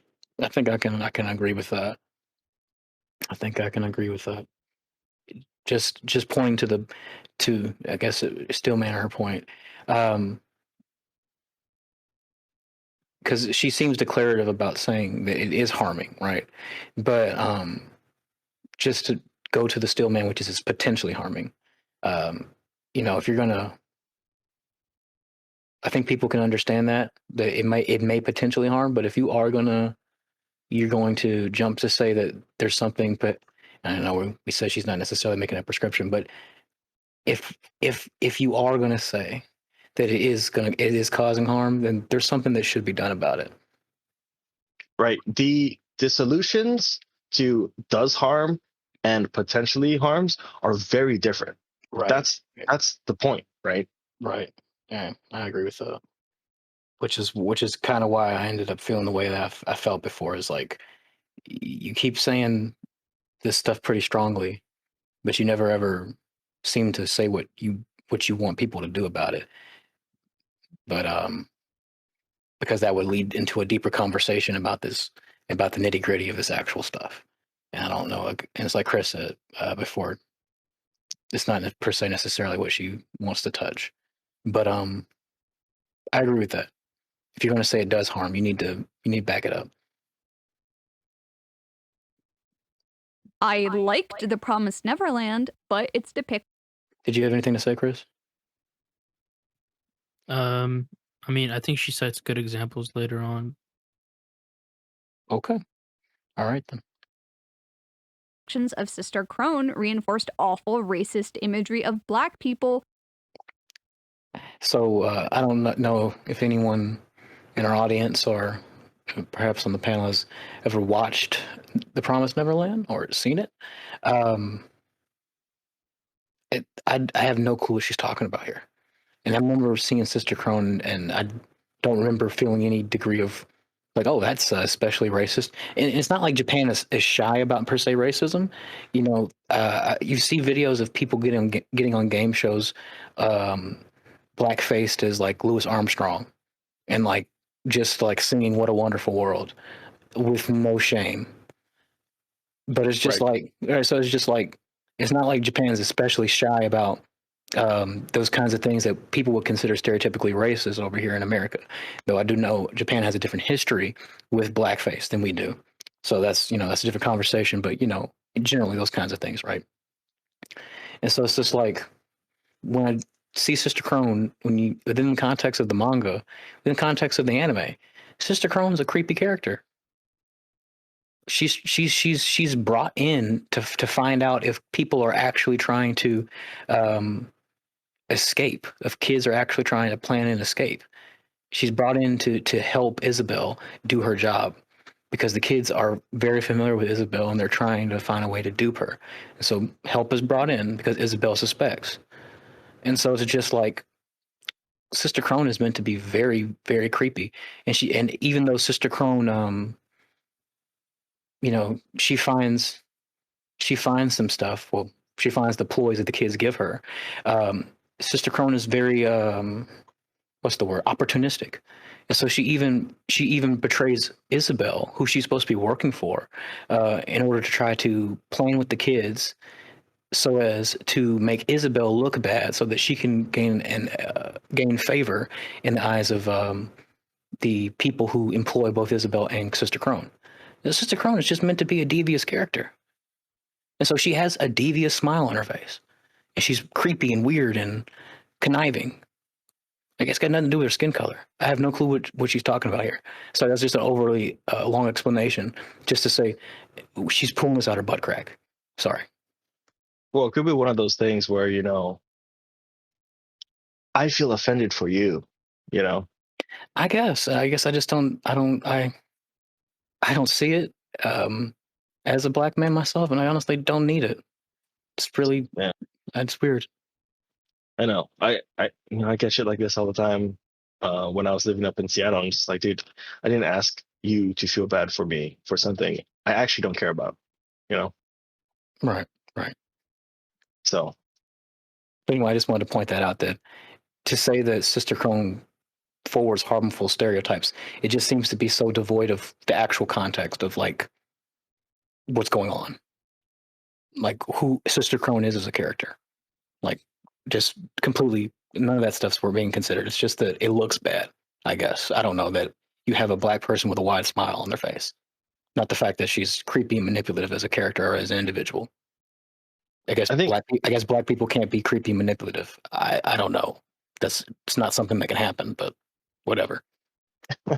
I think she goes on to say that it's less about, well, like the facial features and the exaggeration is only one part of it. It's the fact that she is a villainous character, right? But then again, it points to that fact is like, well, why wouldn't Black people can't be villainous? Yeah. Oh, well, then I'm sorry to inform you that black people can also be evil and good.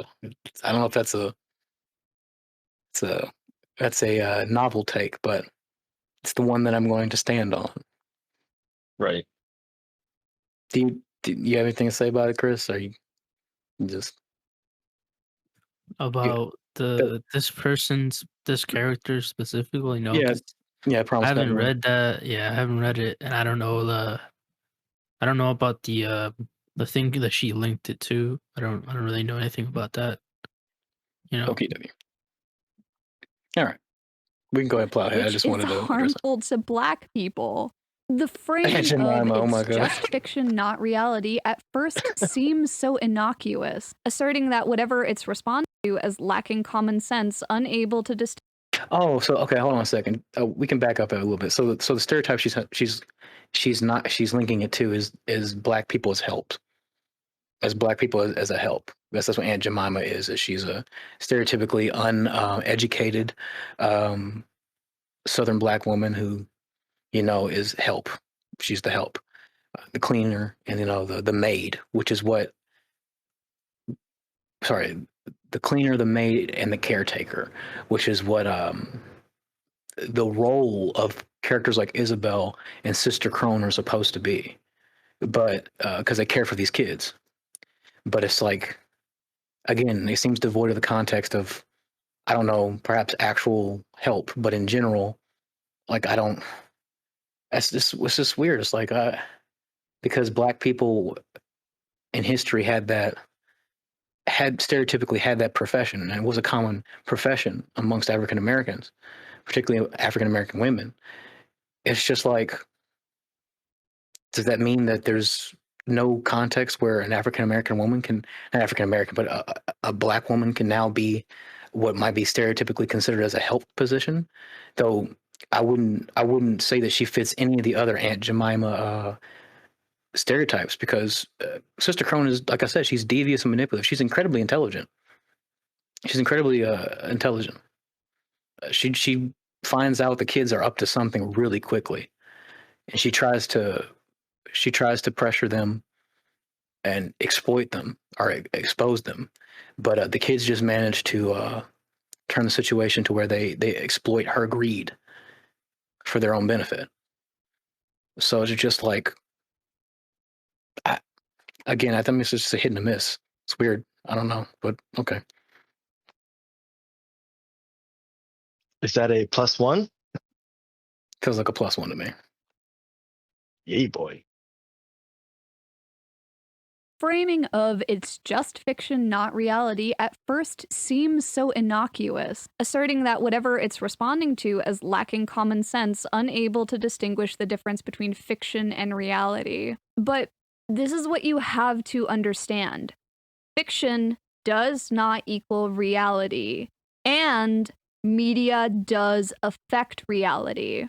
So let's unpack both of these statements, starting with fiction does not equal reality. I think the urge to use "it's just fiction, not reality" as a defense has increased in popularity, honestly due to the recent and frankly outrageous examples of online fans openly harassing and doxing content creators.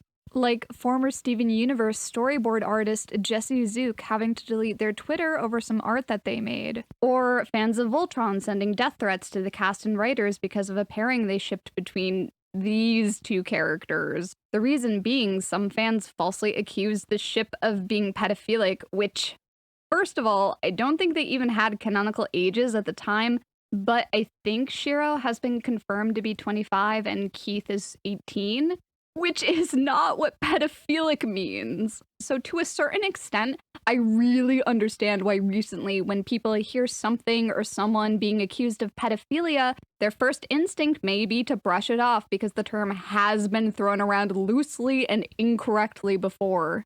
Which, can I just say, makes my job so frustrating. Like, when you hear about someone potentially committing a crime, your first instinct really shouldn't be, well, I bet people are just misinformed and overreacting. Part of the reason why this is happening more and more frequently is that social media gives fans a much closer window into the production process of their show in a way that has just never been a thing before, and because it's new, we don't have a way to regulate it. The thing is, the internet kind of tricks you into thinking you're not talking to a real person. It's the same logic behind road rage. Like, most of you would never tell a stranger on the street to kill themselves because you would see their face crumple and there would be direct consequences for your actions that you would have to take immediate responsibility for. But the anonymity of being online takes the pressure of consequences off of the accusers. It's the mob mentality where you can point as many fingers as you want, all while knowing that you have complete safety in numbers. So I wanted to respond to something she said a little bit earlier about like when you hear someone's potentially committed a crime, your first instinct shouldn't be, well, I bet those people are just misinformed and overreacting. And I guess my pushback is like, why not? Like, I don't know what kind of area she grew up in, right? What kind of people in her family, well, like she grew up in. Like, I don't know about you guys either, but like I grew up like hood adjacent, right? A lot of my family, probably half of my family, has been on the criminal side of law, for most of their lives. A bunch of people I knew growing up, same thing, right? And a lot of times there'd be drama that would come up and someone's getting all nuts, like, oh, I'm going to drive over to so-and-so's house and blah, blah, blah, I'm going to do all this thing. And you learn when you're in this kind of like high stakes, kind of like violent situations a lot of times, like, most times people are blowing things out of proportion, and it's like like a telephone game, like, oh, you know, so and so told so and so that so and so said something else, right?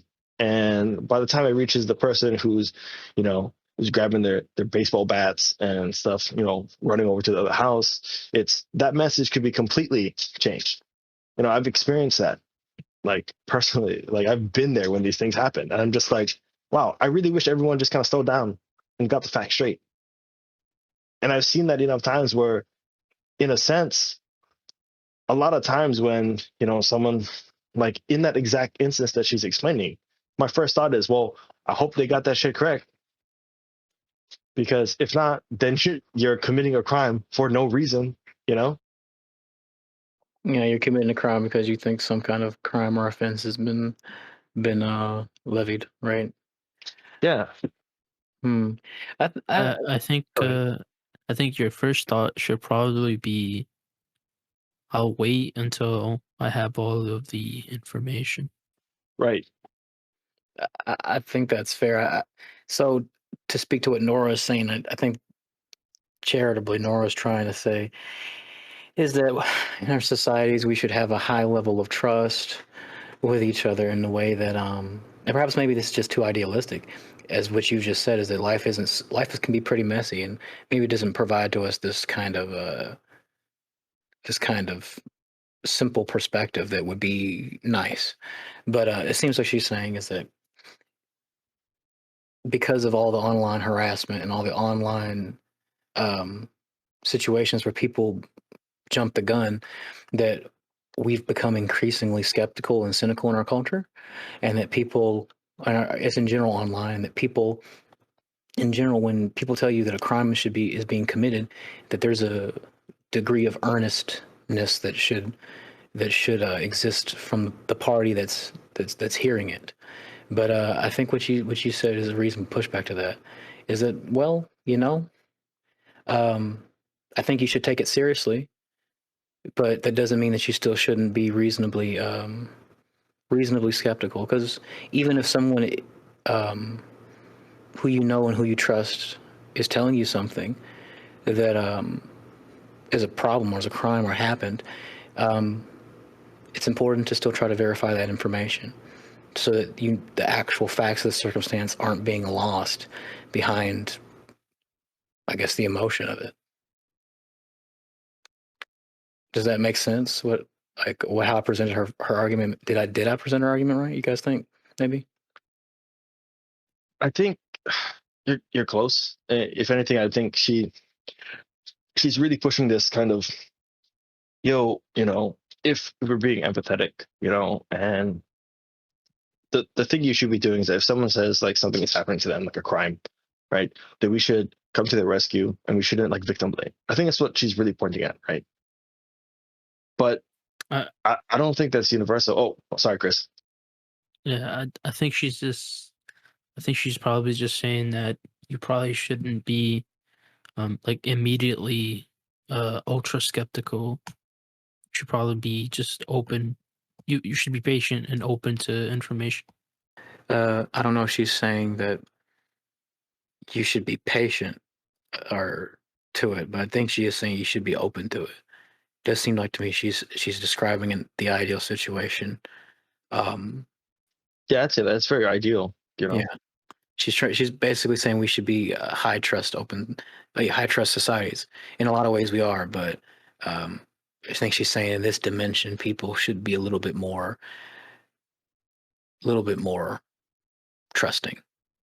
And I just don't know if that's necessarily something that life allows for. Life is just sometimes too complicated. Can't have that.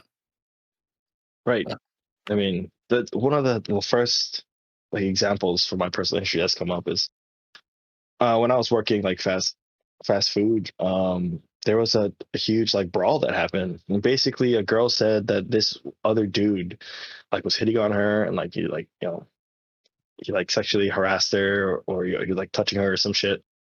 And she got, and this is a girl that I used to work with, and she got like her brothers, like, you know, like her cousins, like all these guys to come down, and like they, you know, drove in like two trucks and they beat the shit out of this guy. oh my gosh, And that's terrible. it turns out that she wanted to cheat on her boyfriend with this dude, and he said no. and that's the reason why she did that. And that shit like made me super skeptical. Like holy shit, dude. Like what the fuck? How do you not be skeptical after something like that? You'd be stupid not to be. It's Right. just, yeah. That's I understand where she's coming from, but that it does feel like a naive take, honestly. Yeah, I don't think it's sustainable. But also, okay, sorry, I want to drone on again. This is something, especially after this where the video is paused right here, where she talked about being online. You can point as many fingers as you want, because we're anonymous, whatever. I think I just want to bring up this small point. I think is really interesting. Because this past week, I've been listening to this other podcast called The Fifth Column, and one of the hosts there brought up this like anecdote, and he was talking with, I think, someone he knew who write books or some shit like that. And he said within the last 40 years, like our understanding of like audience critique has changed, like has pretty much flipped. It's like a 180-degree flip. And he said back in like the 80s, 70s, if you got a fan mail that was really critical of like a book you wrote, it was safe to assume that there was like thousands of other people that had the same idea, but just didn't write in because they didn't have time, right? So you would take those kind of criticisms pretty seriously, especially if you got multiple of them, for the same book on the same like critique, right? In today's world, we live in a place where like if you're getting 10,000 like fucking, like negative tweets or whatever, maybe you can assume that's like, I don't know, 10 people, maybe 100 people at most. It's completely flipped, right? Where before the one negative like feedback you got, stood in for, multiples of other people who had that same critique.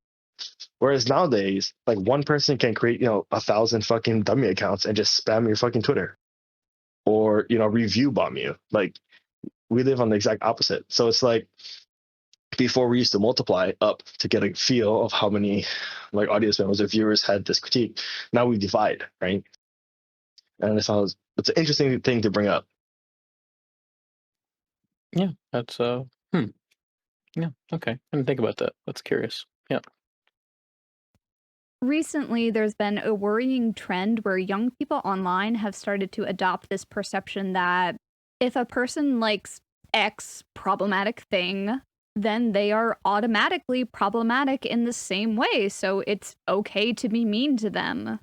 Which is obviously absurd because that is not how human beings work. The ideology that we can only like media if it is perfect and completely unproblematic is impossible because anything made by human hands is inherently biased and imperfect. Younger people already have a Okay, so I kind of had a few questions, from that statement you made. If a person likes X problematic thing, then they are problematic in the same way, right? She's saying that that's not inherently true. However, I feel like there's this weird intentionality with her argument so far, where she's talking about, say, the Dragon Maid author, right? She's talking about, hey, this person is creating, this, like Dojinshi, yeah. doujinshi and stuff, and so this person is problematic for that, blah blah blah. But I guess the distinction is they problematic because they're creating doujinshi, or is it because she's alluding to the fact that this person is also a pedophile, right? Or is the pedophile part the problematic part, right? I would say that she would probably, this is what I think. I think that she would say is that the distinction between someone like her who likes My Dragon Maid or apparently My Hero Academia. Oh no, sorry. Um, apparently there's a distinction between that and Dojinshi or Shotokan Dojinshi, and that perhaps going that far into it may actually be it may actually validate perhaps that statement that you may be problematic. But at least that's what she seems to indicate by how she characterizes both the doujinshi and the mangaka. I could be wrong though. What do you think, Chris? What was the specific question? I guess the distinction of, it seems like, she had just talked about how it's wrong to jump from, if X person likes a problematic thing, if a person likes some problematic thing, then they are the same as being that type of problematic, right? So if someone likes Dragon Maid and there's girls who are being sexualized, little children, right? Then obviously that person is also a pedophile. She's speaking against that point, right? However, she also brings up the point about that author specifically, and how he does dojinshi, right? And I guess what I was trying to kind of suss out is, how is she using like problematic in this sense? Because she's definitely saying that this author is problematic somehow, right? But is it because he's just doing dojinshi and stuff like that, or is it because she's implying he's also like a pedophile? So she did say she is speaking against the point that it would be problematic in the same way, right? So like the different the difference there would be like, if somebody's consuming that media, and some kind of problem does manifest, it's not going to be, or it may not be like, it may not be like that exact same thing. It may actually just be like a minor problem. So like what we're doing here, like we're talking about this, right? Some people would be like, so like if somebody was consuming that media, um, in just a regular situation, if somebody was consuming that media and then a family member or something found out and said, and tried to like talk to them about it, like, hey, do you not see like anything wrong here with this media? And like the person might be like, oh, I actually don't, right? Like that would be problematic, right? But it's not problematic in the same sense of like the author, or that you, so like you guys brought up the author, and it's like, well, the author has done this multiple times and is depicting these problematic things multiple times. So like there's a pattern forming here. Um but it isn't quite the same, like it's not quite the same as like the person who maybe is recreationally consuming the media and isn't necessarily going to the same extent as other people or the author himself, right? So I want to make sure sorry, I just want to make sure that I understand what you're saying. So you're Yeah, go saying ahead. it's more localized in the I guess the ability of the person who engages with the medium to what affect a particular amount of change within the medium, maybe it could be wrong there, but it's like you so it's obvious, like it's obvious that a mangaka liking their work um could be potentially, if it's doujinshi in the way that I guess this might be applying to, them liking their work could be just as problematic as what was said as X thing, right? It could be. Sorry, am I saying I'm that correctly? I'm saying, so like in the sense, I'm saying in the sense of that, I'm saying in the sense that if you One if one moment. okay, go ahead. I would just like to let her play. I would like to hear her say it one more time. It's not fresh in my brain. I just want to let her say it one more So time. like 1450-ish. 1450. Okay, let's go back to there. Then they are automatically problematic in the same way, so it's okay to be mean to them. Right. Hmm. If a person likes X problematic thing, then they are problematic in the same way. So she's against this, right? Right. She's against this. She thinks that she thinks that this doesn't make sense. But what you're bringing up, Arrow, is the fact that the mangaka, right? Yeah. Before, whom she seemed to routinely classify as pedophilic and routinely classify as problematic an issue, because they, I guess, might like quote unquote lolicon dojinshi. Yeah. So I'm questioning, where does her whole spiel about that author fit into this, right? Right. Because I can even go so far as to say, who even knows if he likes that stuff, right? Like, we already talked about market forces in that sense. Maybe because he has a particular design style, right? That he's very popular when he makes that type of material. And he makes a lot of money doing it. So, like, just because he produces this, it doesn't automatically mean that he likes it. How many people in this world do jobs that they hate? It's the same shit. That argument still holds water here. I mean, it's probably safe to assume that maybe, he enjoys it or he likes it, whatever. He could make a case for that. But I'm also just saying that there's a potential that he doesn't.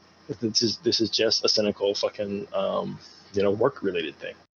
Sure, yeah, that's a possibility, but there's still some moral culpability there, right?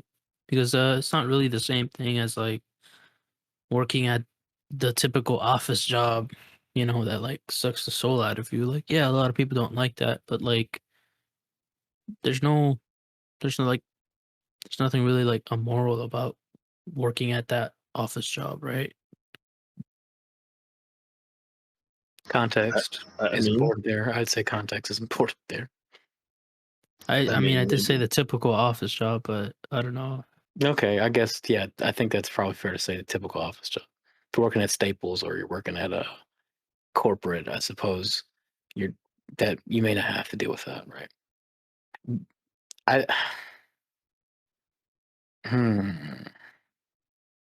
I do think it's probably fair to say there's a distinction between the levels of engagement. Like, I don't think that she would say because the mangaka likes lolicon, which she also sees as problematic, then that's why they're problematic. And it's so, I guess, quote unquote, it's okay to be mean to them.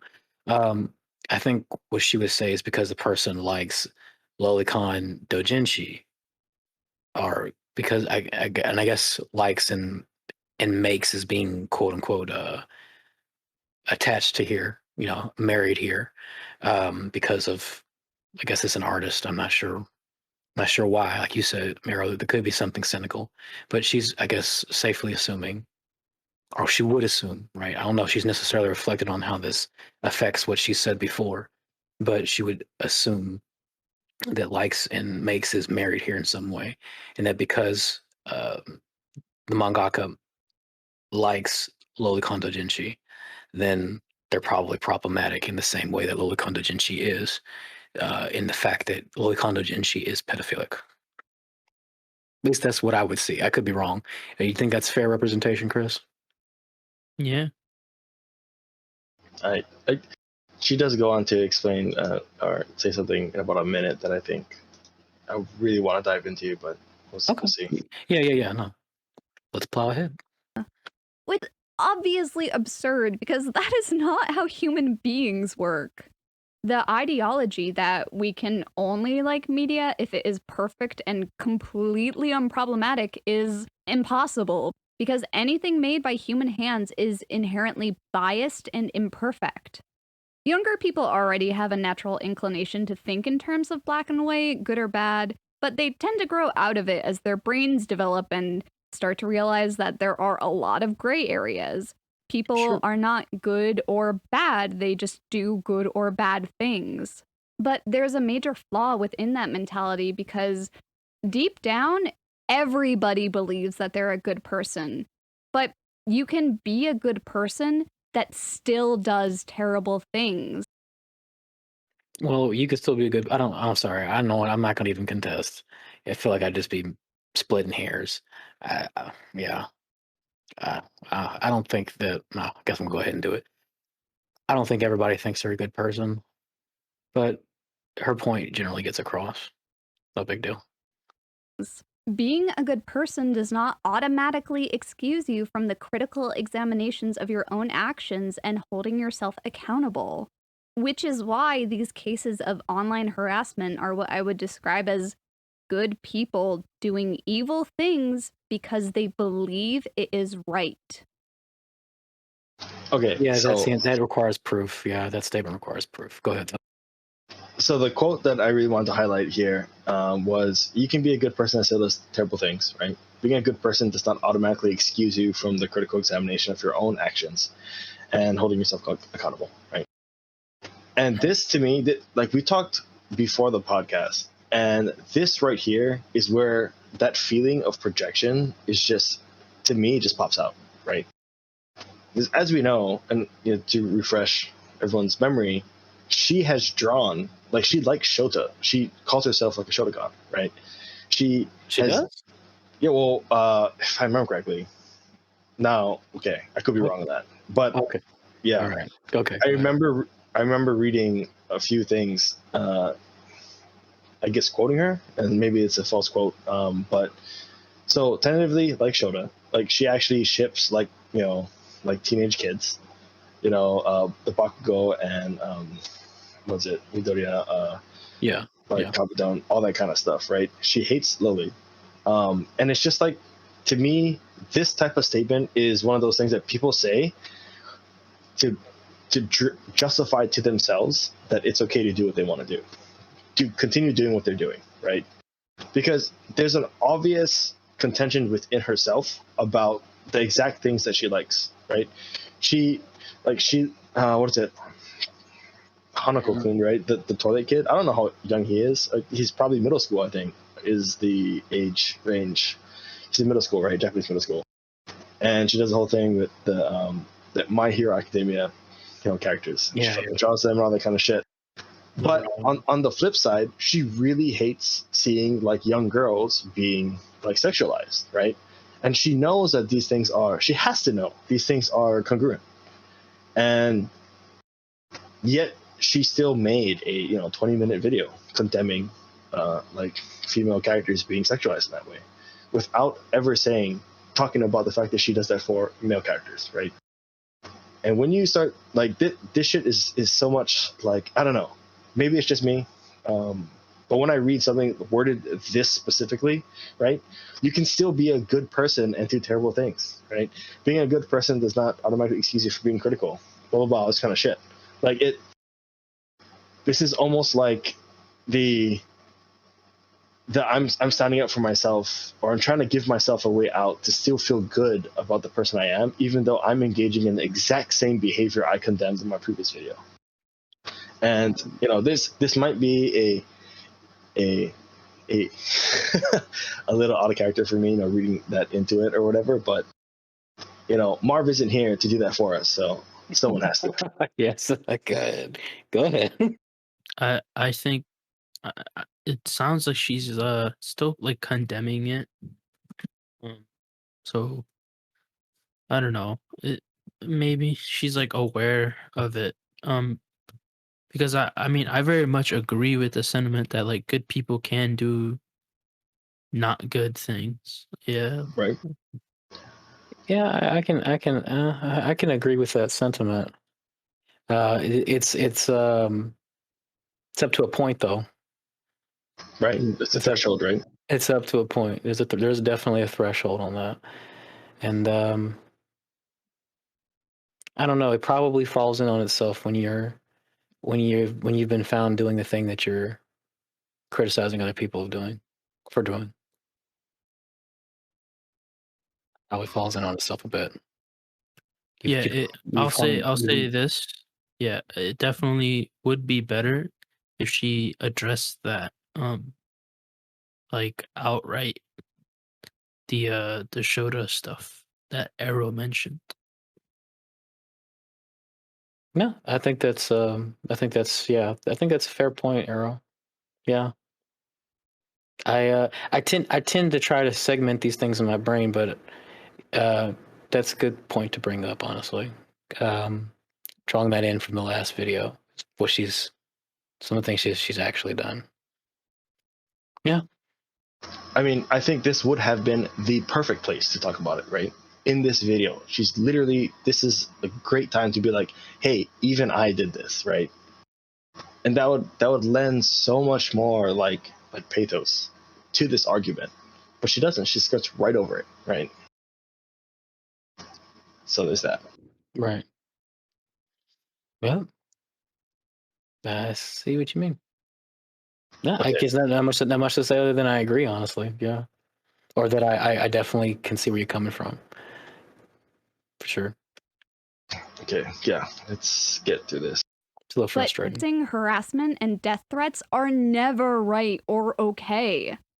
You can like a piece of media and dislike a certain aspect, like the design or the opinions of the creator, and still not harass them. It is just that easy. I can enjoy My Hero Academia and also dislike the way. Yeah, oh, bro. I don't know. You might be right, bro. Okay, I think she knows. She might though. Horikoshi tends to sexualize his female cast and critically talk about those issues and still not personally attack him. And also, I may have understated this point last time because I kind of assumed it was common sense. But because some of you watching right now might be a little younger and I don't. I'm still thinking about what she just said. I guess that's sexualization. I suppose. I don't know. I guess I'm thinking about the characters. That's Toga's. I'm thinking Toga. That's kind of Toga's character. I don't even put that there because that's just how she behaves. It's kind of also part of her quirk as well. Yeah, Togo-chan's, she's a femme fatale. She's based on that, right? Right. She's actually very much in that realm of like sexual attraction, right? Lethal sexual attraction. Yeah, lethal sexual attraction. Yeah. But I know a lot of people in the My Hero Academia community tend to make issue about how they think Horikoshi sexualizes Momo or Yayarozu. But it's just like that seems also to be ignorant of just Yayarozu's quirk, which she uses the lipids in her body in order to form these various kinds of tools that she uses. And so in order to get access to those tools, she keeps her skin fairly exposed so that those kinds of tools and materials can readily be made and gained access to. Being completely clothed would be rather restrictive to someone like her. But perhaps some people see that as convenient. But I don't know. She didn't speak directly to Yayarozu, but I do know in general, just to speak to what she's talking about tangentially, a lot of it does seem to be focused around that character in general. But that's just talking about that point. Anyway, though. I don't know who needs to hear this right now. Watching a show does not make you a bad person, period. You can't let yourself feel bad about something that you had no way of knowing about. Full disclosure, part of the... Is the implication that if you did know about it and you watched it anyway, that would be wrong? I think so. No, she's saying that you can't be held accountable for information that you didn't have. Okay, if you had the information, that's what I'm saying, though. I'm saying is the implication of the opposite the case? That, well, if that's the case, then if I did have information about Kobayashi's Dragon Maid before I watched it, and I still watched it anyway, am I wrong for that? Maybe it's wrong to say that she's implicitly saying the opposite is true by putting forward the affirmative there that she just did. Maybe you're right in saying that, Chris. Maybe that's what you're pushing back on. I don't know. I guess I'm just thinking. I'm just thinking. I don't think. What do you mean? Like fully condemn somebody? Like, yeah, is somebody if somebody can't be condemned because they can't act on knowledge that they don't have, if they have that knowledge and they choose to act anyway, is she saying that, okay, well then you deserve to be condemned for watching the show? I don't think so. I think I hope not. she's That's what I was. I no, hope not. yeah. I think she's just saying that you probably shouldn't try to like do that or condemn anybody for like watching a show. Because like well yeah, they didn't have like any information, right? Yeah. Okay. So Maybe like I'm doing too much. You're right. I Maybe you're right. I wouldn't like say anything like in that sense to somebody who like bought a Rurouni Kenshin manga or something, but like didn't know that the author was a pedophile. Okay, well, in that context, then what I just said becomes 15 times more plausible because at the end of her last video, she definitely condemned people who support that, even though they know that. That is true. So, Well, to an extent, yeah, but okay. also, if that is the case, I don't really remember, but if that is the case, I would disagree. Right. But also, No, she makes the case, did if I remember kind of correctly. agree that One second. didn't we also talk about separating the art from the artist as well? Yeah, we did. Yeah, we discussed that. I don't think the Noralities shares that perspective, though. Well, she goes into it in the second half of this video, but she does in their previous video on the child coding when she got to Rurouni Kenshin. You cut out there. Yeah, my dog started barking. Sorry. Basically, she makes the case, or she says like, why would you still financially support this person, right? She makes that case explicitly. Yeah, that was the issue, the financial support. Right. And so I guess, I don't know. Okay, I'm just trying to track what this girl's saying. Maybe I'm overreaching, but within the context that you said, I think maybe I'm not. She would say that you deserve to be condemned if you're going to support Rurouni Kenshin, the manga, even though you know about the artist. I think she would say that. Much like people who buy Michael Jackson's music, they would say, not that I believe the allegations against Michael Jackson, but they would say that you're wrong because he's quote unquote been accused of doing all these terrible things. Well, that's different because we know the author from Rurouni Kenshin did do those things. Sorry. You're right. That is different. I suppose what I'm saying is that for the individual, well, we know, sorry, maybe I should just find a better example. I think we get the point, though. Yeah, right? I'm just trying to make the point that if somebody sees someone else as having done something terrible, then you're justified in, I guess, condemning the individuals who support their artwork. And yeah, okay. As long as the point's gotten, I think a better example might be what's that guy's name? Roland Atkinson, who made a whole bunch of movies, who found out that he was like a pedophile. Is that a better example? I have no idea who this is. I might be getting. I don't know who that is either. Ooh, give me 1 second. Like, give me I say 1 second, like 15. So I was wrong. It's not Rowan Atkinson. That man is a lovely person. I'm sorry, Rowan Atkinson. I don't know if you ever be listening to this. You don't deserve that cut. What I just put on you. I can't remember the name of the guy who was a very popular director in Hollywood who made a whole bunch of films people loved, but came to find out that he was an actual pedophile. And are you talking about Roman Polanski? Roman Polanski, that's the name. Sorry. It's the row syllable that got me off. I'm sorry, Rowan Atkinson. You're a legend of comedy. I love you. Sorry, man. Bro, you just throw so much shade on Mr. Bean. I'm sorry, Mr. Bean. I'm sorry. I love your Blackadder work. It's great stuff. Anyway, sorry, but yeah, you got it right. You said Roman Polanski, right? Yeah, that's the guy. Yeah, sorry, my mistake. I think he might be a better example. The reason why I'm passionate about this is because I went through this experience with Rurouni Kenshin. I loved the story as a kid. I thought its themes were fantastic. I must have watched it all the way through at least twice. And it wasn't until years later that the news about the author came out, and when I finally heard about it, I was upset and I felt gross for ever liking it in the first place. I knew that if I bought DVDs of his work or manga, that I had accidentally given him money that he might have used to purchase child porn. And that feeling was very hard to reconcile with. So that makes me think that she does think that what I was saying before. She seems Right. pretty distraught about it. Yeah, so I think that's pretty much a confirmation of what I just thought. Okay, just wanted to double check. Wanted to share. Wanted to see.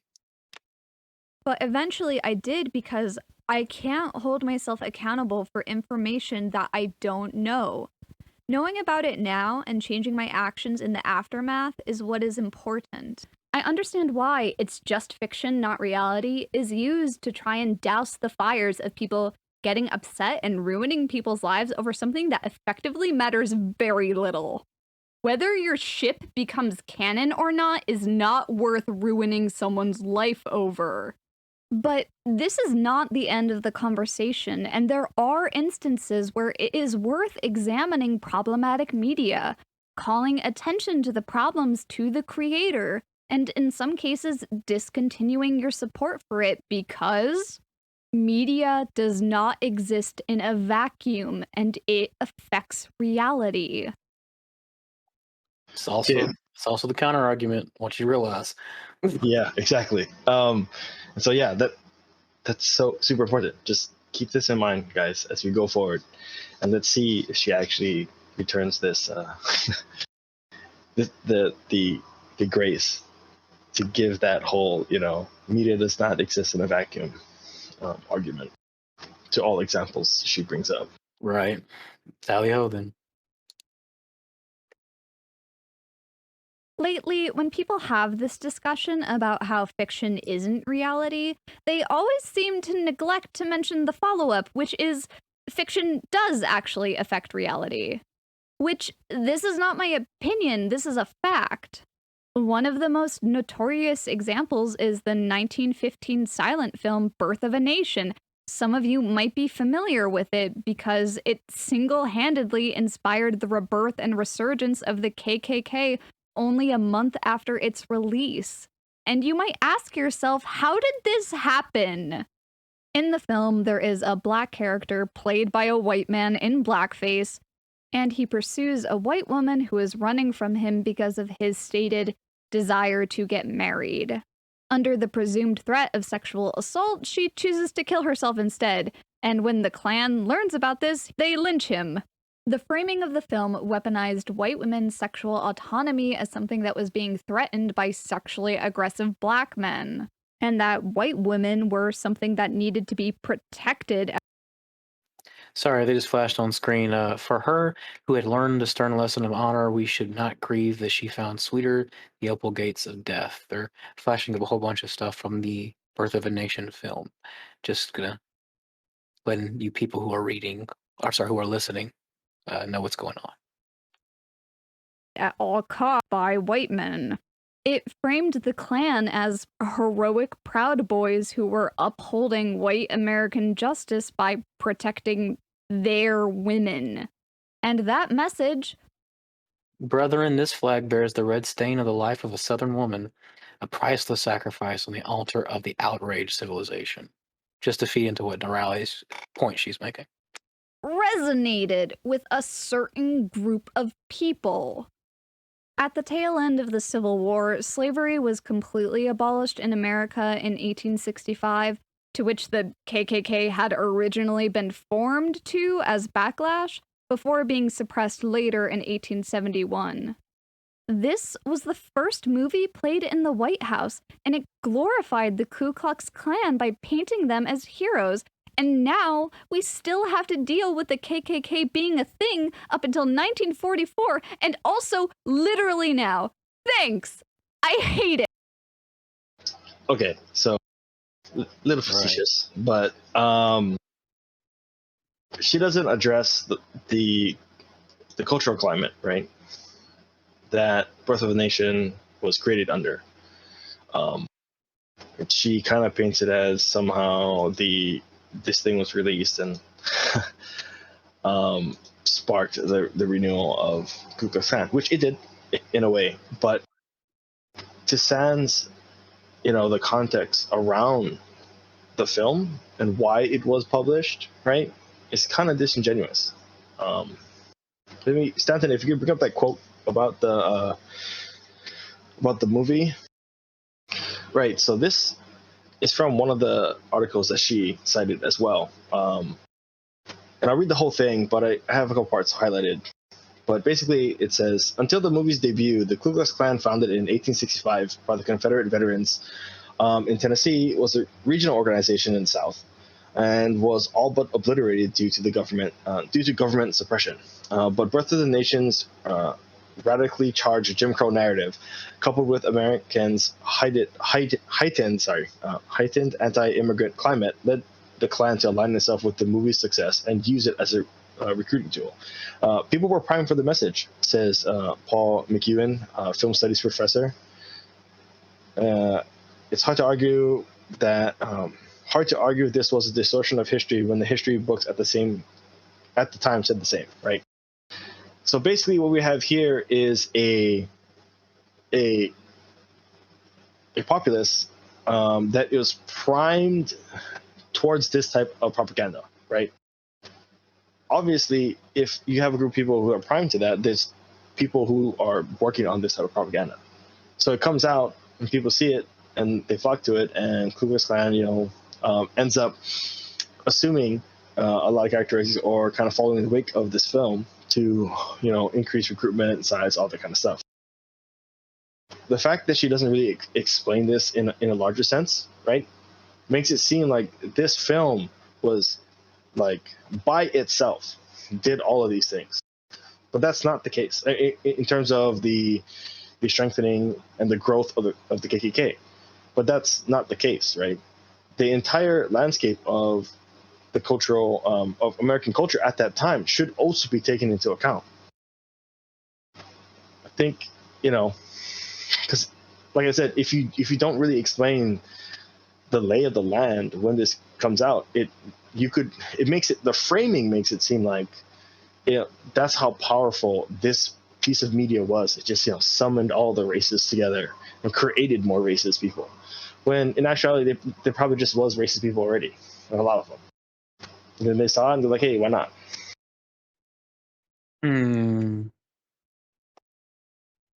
Right. Right. I see what you're saying. I'm just trying to see how that falls back on our argument as far as Lolicon is concerned, because essentially she's making the argument that media can affect reality, or does affect reality.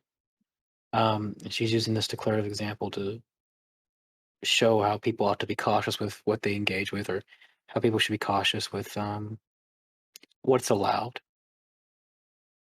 But I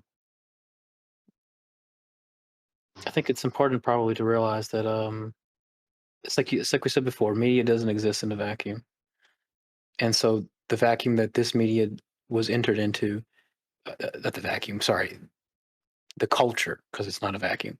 The culture that this media was entered into was particularly primed and laid the groundwork for what came afterwards.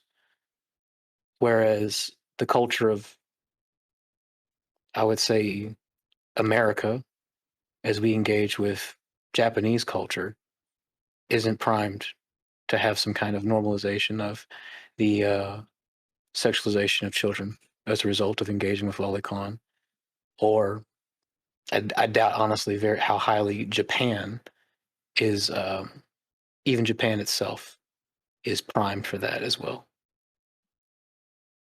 if that makes sense. Yeah, I mean, that's a good way to tie it back, right, to what we're talking about largely in the earlier half of the video. It's not that I don't agree, right? I mean, we said this multiple times already in this pod, that it's not that we don't agree that media does affect, reality. Or can affect reality. Yeah, or can affect reality. It's this type of framing that I have a huge problem with, right?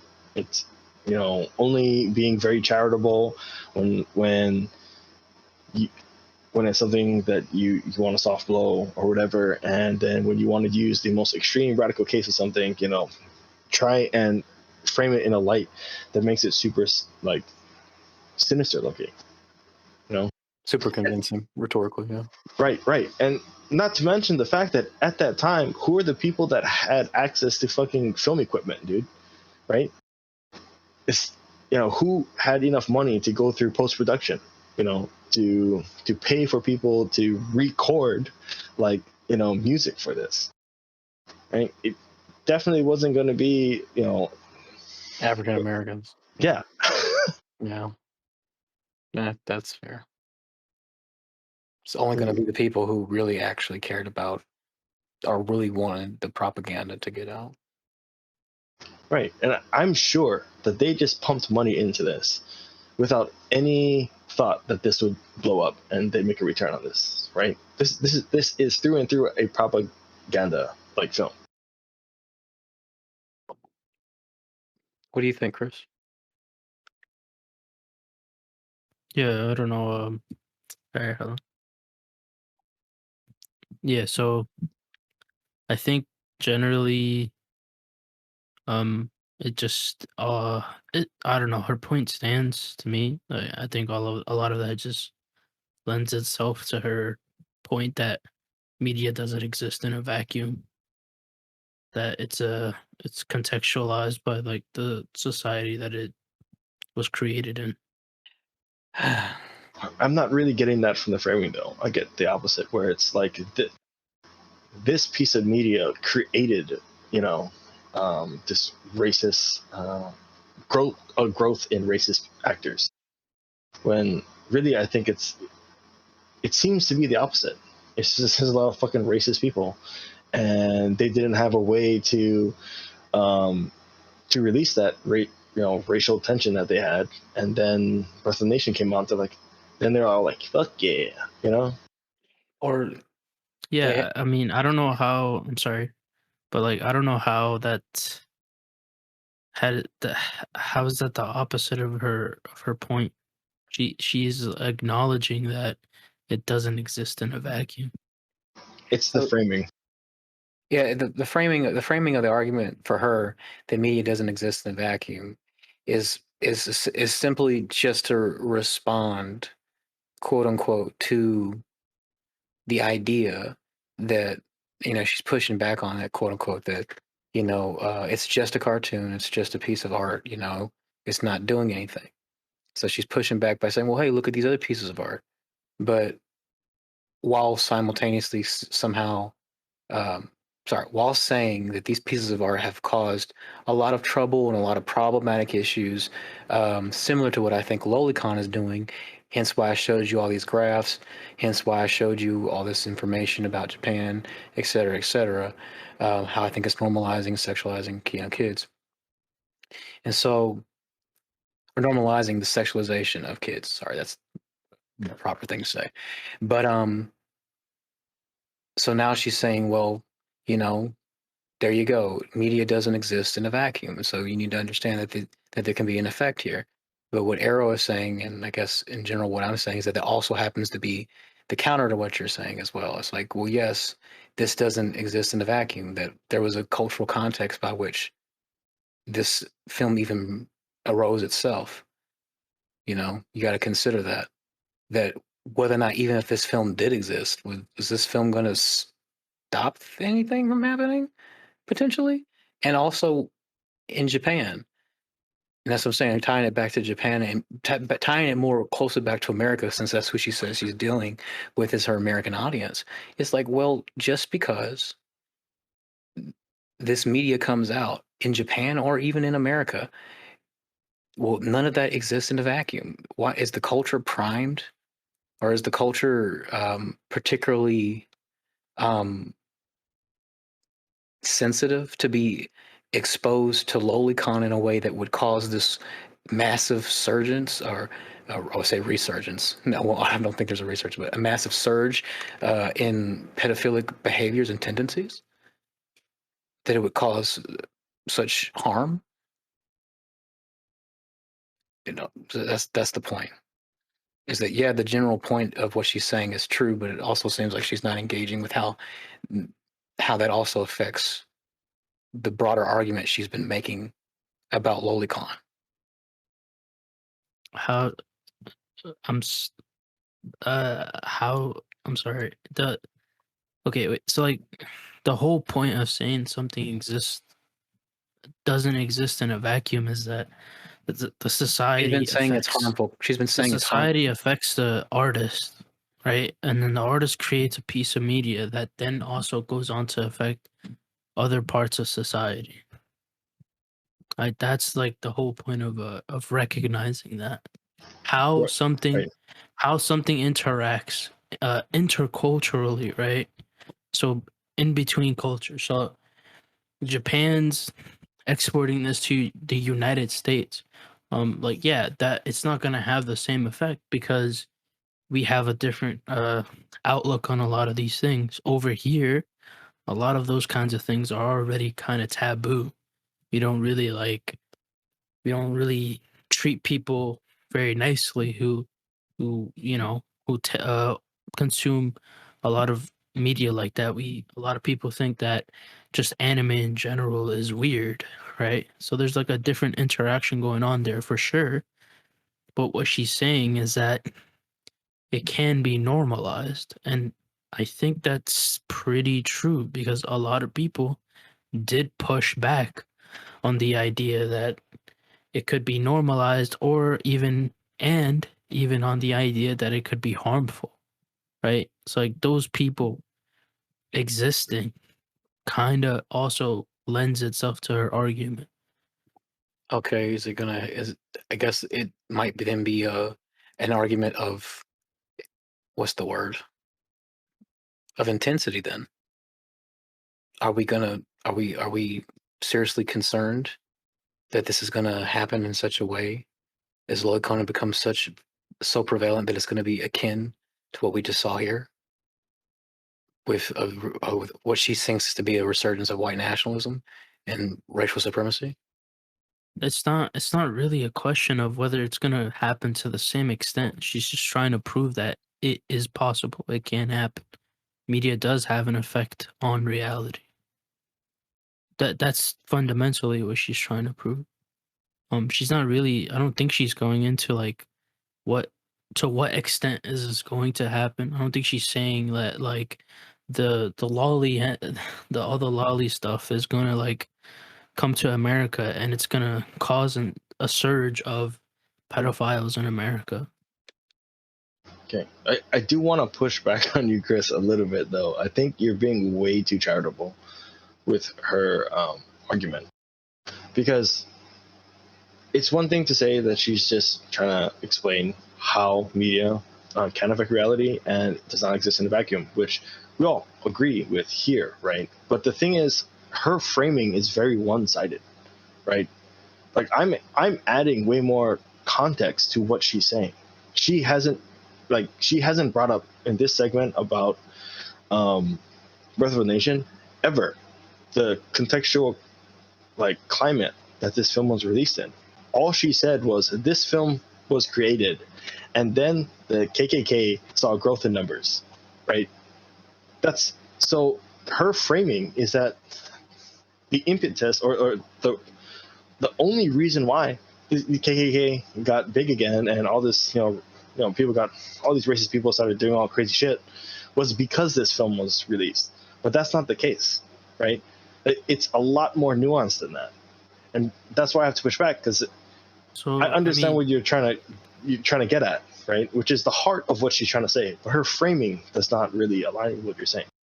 Okay, so maybe I'm taking some of this stuff for granted, but maybe I'm wrong for doing this. Okay, so just let me know. But like when she says that the birth of a nation was created and then there was a resurgence of the KKK, I I I have taken I am familiar with the history of the United States. So I understand that in the past when the KKK existed and all of this stuff was happening, racial racial supremacist sentiments were common in the South especially, right? So like Right. maybe I'm taking that knowledge for granted here and just I don't know, but I'm already familiar with the history. And that like it just her saying that makes sense to me because I'm already partly familiar with the history. Do you get what I'm saying? Right. I get that, but the difference is I'm seeing it as like obviously there's a lot of information that I know that I'm also adding to this. But the thing is, I'm only gonna take her arguments to the point in which she describes it, right? I'm it's not that's lazy in my eyes. If you're gonna expect your audience to bring in preconceived notions into what you're, in a way that helps your argument versus hinders your argument, I think that's kind of weird.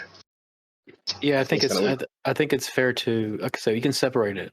It's fair to engage with her actual, sorry, with the steelman of her argument as we're engaging with the ideas that are being presented in the video, but also to see her ideas as she's presenting them to relay criticism back to her as a person that she probably needs to make a little bit more cogent points, a little bit more well thought out and fleshed out points, especially if she's going to talk about these kinds of contentious issues.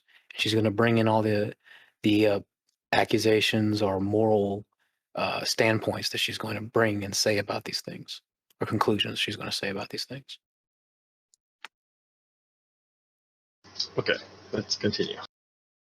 It. Yep. If I tried to list every example of media that has had a traceable effect on reality, then I would literally be here all day. I could talk about Bambi causing deer hunting rates in the Sorry, I'm also gonna have to put a plus here for conflating MAGA people with KKK, because that's rude. US to drop by half. The movie Fight Club being the impetus for New York's underground fighting circuit. George Orwell's works giving us a term to describe a very specific type of dystopia in a single word, Orwellian. Science fiction often has influence on actual scientific innovation and technology. Life imitates art because art affects humans. Life imitates art, not art imitates life. Seems like the statement's a bit off to me, but I don't think so. you It's don't think pretty so? accurate. You think it is? I think it goes both ways, to be honest. Yeah. I mean, like, let's see. Like, so I guess I see what you're saying. Charitably, the statement's not incorrect, but I think there's something a little bit deeper in the way that art is imitative of life itself. That's what we're trying to map out and reflect in our creative endeavors. But the statement itself at a different level is not incorrect. I see what you're saying. I mean, STEM fields are a great example of that, right? A lot of people got into engineering because they wanted to build the things they read about in books. I mean, I believe it's Arthur C. Clarke who also was the person that wrote one of the first theses on geosynchronous satellites. Wrote about it in his books. Much later, they launched the first one, during his lifetime. I think it's Arthur C. Clarke. Double check that. But yeah, like science is a really good example of, or at least engineering and STEM, where people read things in books and like, damn, that sounds super cool. I wonder if I can actually make it, right? And that supports, life imitates art in that sense.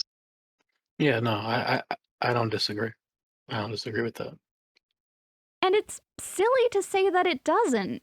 When someone starts crying or laughing during an emotional part of a movie, informing them that the situation is not real is meaningless because their feelings are real.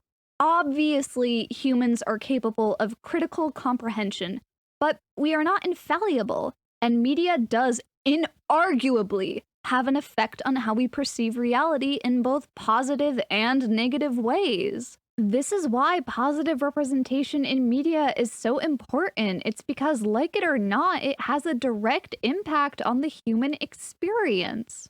Marginalized groups being humanized by television or film is not only good for those groups to see themselves represented, but because it also affects how other people perceive them. Also, I never do this, but seriously, if anyone comments again on this video, it's just fiction, not reality, or if you don't like it, don't watch it. Do not harass them, but feel free to just call them out on not actually watching the video all the way through. Please, please be good. I am trusting you all on this. If you are mean about it, I will be very disappointed. Thank you. Very cool. So I wanted to maybe bring up, since all of us here are we're all minorities, and so What? We're all what? what? You guys are what? Oh, What? you guys didn't Why tell would me you about that. dox me, Oh, bro? why? I didn't know I was in a panel with a bunch of. I didn't say anything. Yeah. I've lost all credibility. Yeah, but Chris was white before you doxed him, Arrow. he's blue to me, dude. Oh my gosh. Can't say That's that. very nice. That's That's very racist. nice, actually. Thank you. I appreciate it. Oh my gosh. But We here at the ARC podcast do not support racism. I don't know. So do you guys know who Eric July is? Or, Yeah. Young Ripa? Yeah. So yeah, I do. Yeah, so he, like, almost every week he talks about, like, tokenism, right? And I think he has good points on that, even though he talks about it way too much. But the idea of that, like representation for representation's sake doesn't do anything good. It actually does the opposite, right? You're tokenizing people, which goes against what Noralities just said, right? What should say? It does good for those groups of people to see themselves represented, because it also affects how other people perceive them, right? And represented positively, right? But what, like, Young Ripa says is, like, having the diversity higher in your cast of fucking superheroes doesn't do anyone good, right? It's all about creating good characters, right? And if they happen to be fucking, like brown or, black, whatever, it matters more about having a good character, right? Versus just having representation. Yeah. Sure. I mean, I think that's a different argument altogether, the quality of characters versus representation and stuff like that. I suppose it's just how you would interpret Norality's argument.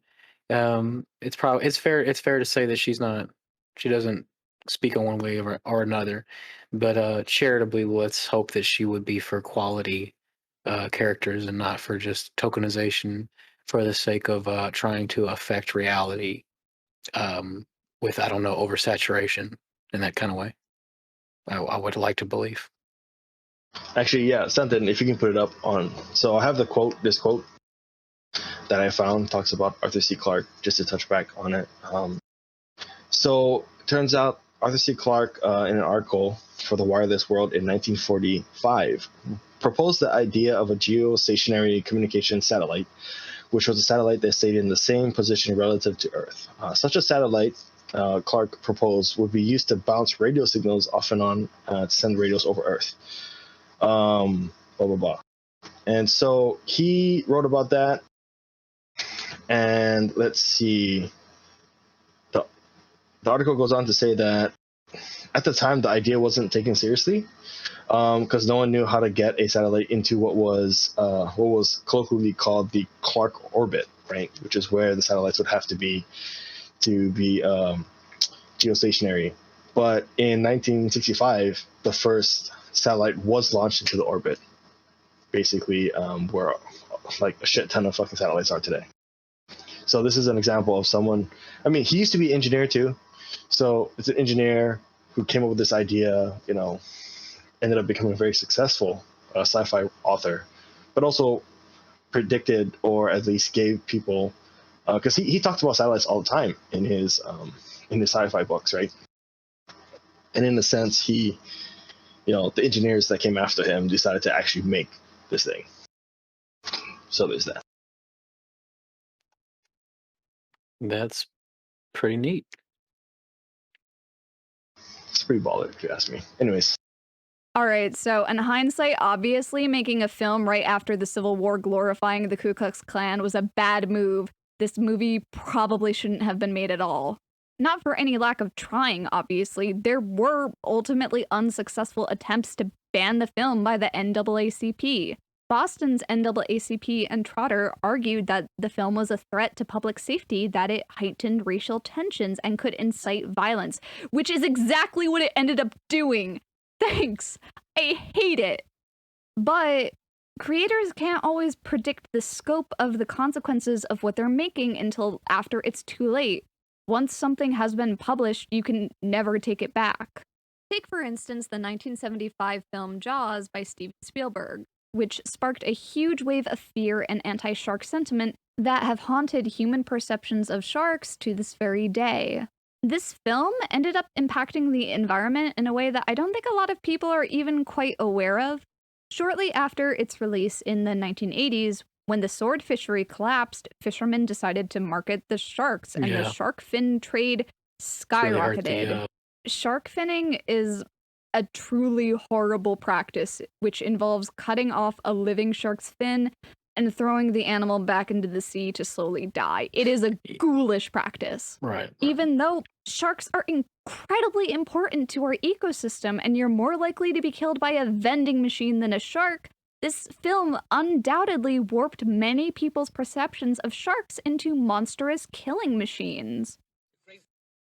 So who's going to make the killer vending machine movie? I don't know, but no, I think that's a fair point she just made about Jaws. Yeah, But it's like this particular stuff is very, very true. I've read about this in the past. I've seen a video recently about it. I think that's probably something Marv would probably agree with as well. There's been a lot of anti-shark propaganda in our society, and right. probably shouldn't be. And as this probably shouldn't be the case, but I don't. No, that's fine. Yeah, she's right. We here do not condone shark racism or shark finning. Yeah. I mean, I guess you can call the shark a naughty name, but don't take its fin. Don't do that. That's bad. Please be nice to sharks. Pet them. Give them a hug, maybe. Yeah. Maybe not. I don't know about that one, Doc. Well, also you can stay away from, hopefully if you're scared, that's probably better. But just respect the sharks, please. Yeah. Show respect. You don't even have to be afraid. Just stay away from them, bro. If they take the wave and you want to surf it, just let them take it, man. Yeah, let them have your board too. They'll start. Sorry. Great white, Larry. A big one. And any shark expert in the world will tell you it's a killer. It's a man-eater. What we are dealing with here is a perfect engine, an eating machine. All this machine does is swim and eat. But what I find fascinating is not just the audience response to this film, but the author's response to his new legacy. Peter Benchley, the author of the 1974 novel the film is based on, said, "Knowing what I know now, I could never write that book today, because sharks don't target human beings and they certainly don't hold grudges." Benchley was horrified by the anti-shark backlash, and especially by the surge of shark finning, and committed himself to the shark conservation movement until his death in 2006. So is that true? You feel like you couldn't write that novel now, Jaws, knowing what you know? No, got to remember how long ago that was. There was no Earth Day when I was writing that book. There was no environmental consciousness at all. We assumed the oceans were forever. They were invulnerable to man. That nobody could do anything to really hurt the ocean. And so environmental sense really didn't exist, and nobody knew anything about sharks Now, we still don't know a great deal, but what we do know, I couldn't demonize the animal.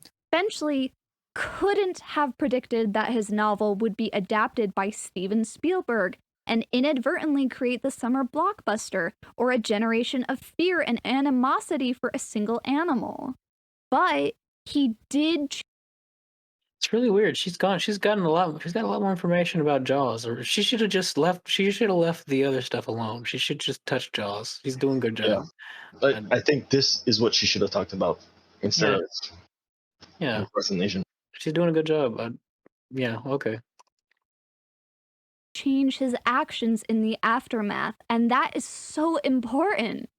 When authors create a story, you have to be conscious of what you are putting out into the world because, unintentional or not, you may end up changing or affirming people's opinion on reality.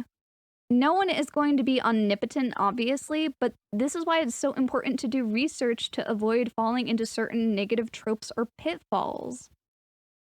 That feels like, I don't know, that feels like just like what she just said feels reflective of this entire video.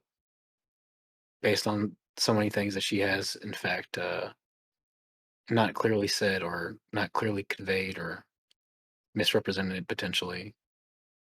It's like, well, I guess. Yeah, so she puts a quote from an article up, and it reads, talking about Birth of a Nation, as the film continued to be screened and rescreened well into the late 1920s, Leah says the more Klan chapters formed and membership reportedly reached into the millions. New Klansmen were shown The Birth of the Nation, and the film continued to be a recruiting tool for decades to come. Yeah. But, this is the second, I guess, AniTuber personality that we've listened to who obviously is left-leaning that has kind of brought up this this talk about if you are a creator, you have to be, or you should be, aware of what you're putting out there. There's a authorial responsibility, blah blah blah blah, and I don't know. I personally don't know where I am on that line yet, right? Because I'm a person that thinks that you should just create what you create, right?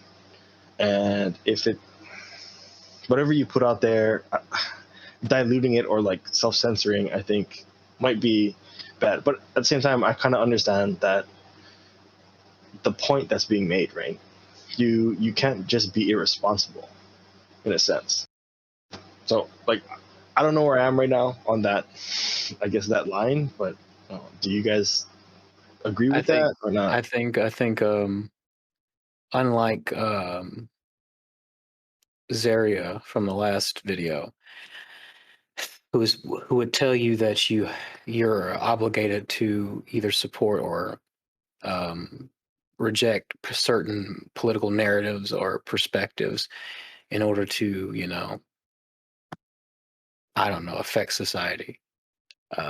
It's a different thing to say, for me at least, that someone ought to be responsible for how they engage with their creation. I think you should be responsible to the level that's meaningful for you, that allows you to create. It's like, if you're trying to create a semi-realistic, I don't know, sci-fi drama that takes place in Tokyo or something, you probably should do your due diligence to accurately represent Tokyo culture. Probably should try to figure out how the people there act, speak, think, do your best to properly represent the things that you're trying to represent. But obviously you can't account for everything. So I think you should allow yourself some leeway to also just create. That's why it's to the level of what's meaningful. Track the meaning in your life is what I would say. Not to sound too lobster man in here. Chris, ideas, thoughts? Yeah, you should probably, to a reasonable extent, or to the best of your abilities, try not to like put out anything like, propaganda or stuff like that, or stuff that may like, you know, may perpetuate harmful stereotypes or something like that. I certainly would try not to, you know, to make sure that I don't do something like that. Yeah. But I guess that's that line between trying to be earnest and like honest to the work you're making versus like propaganda, right? There's a line there, and I can understand that. Like, say I'm writing something and I wildly mischaracterize, you know, a a person, a whatever, right? And it steps into the territory of like propaganda. I didn't know. I'm just trying to write this, right? And it comes back and someone's like, dude, this is like super like propaganda-y, or it's completely like character, like a caricature, like you should probably work on that. Then I would see that as credible critique, right? Because my intent isn't to make that, and I can understand that kind of responsibility. um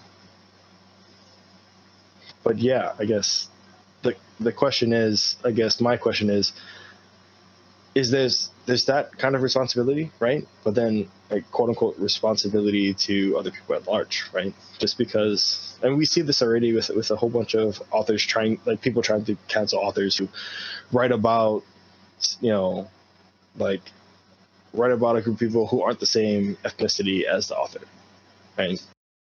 And these people are like, oh, you can't write that book, like you're white, right? Or you can't write that book, like you're not even, you're Chinese or whatever. I think the last chick they got canceled. Like is that the realm? Should we be taking that into account too? Because in a sense, like if you are a person who holds those types of beliefs, right? Wouldn't that also be considered like harmful? I don't know. Like this is really muddled, and I don't really have a coherent like line of thought here, just because it's so confusing to me, right? Like there's a distinction between like you trying your best to be honest to the work you're doing, and then there's something else called being responsible to the community at large, right? And the way that both Zaria and now Noralities are talking about this, it seems like they're putting emphasis on like an awareness of the community outside of your work and outside of you. And I don't know where I fall on that line. I feel like I'm more, like, I would push back against that, right? I mean, I would say there's just a balance. There's a balance to be had to where you're actually creating something of genuine inspiration and I would say creativity.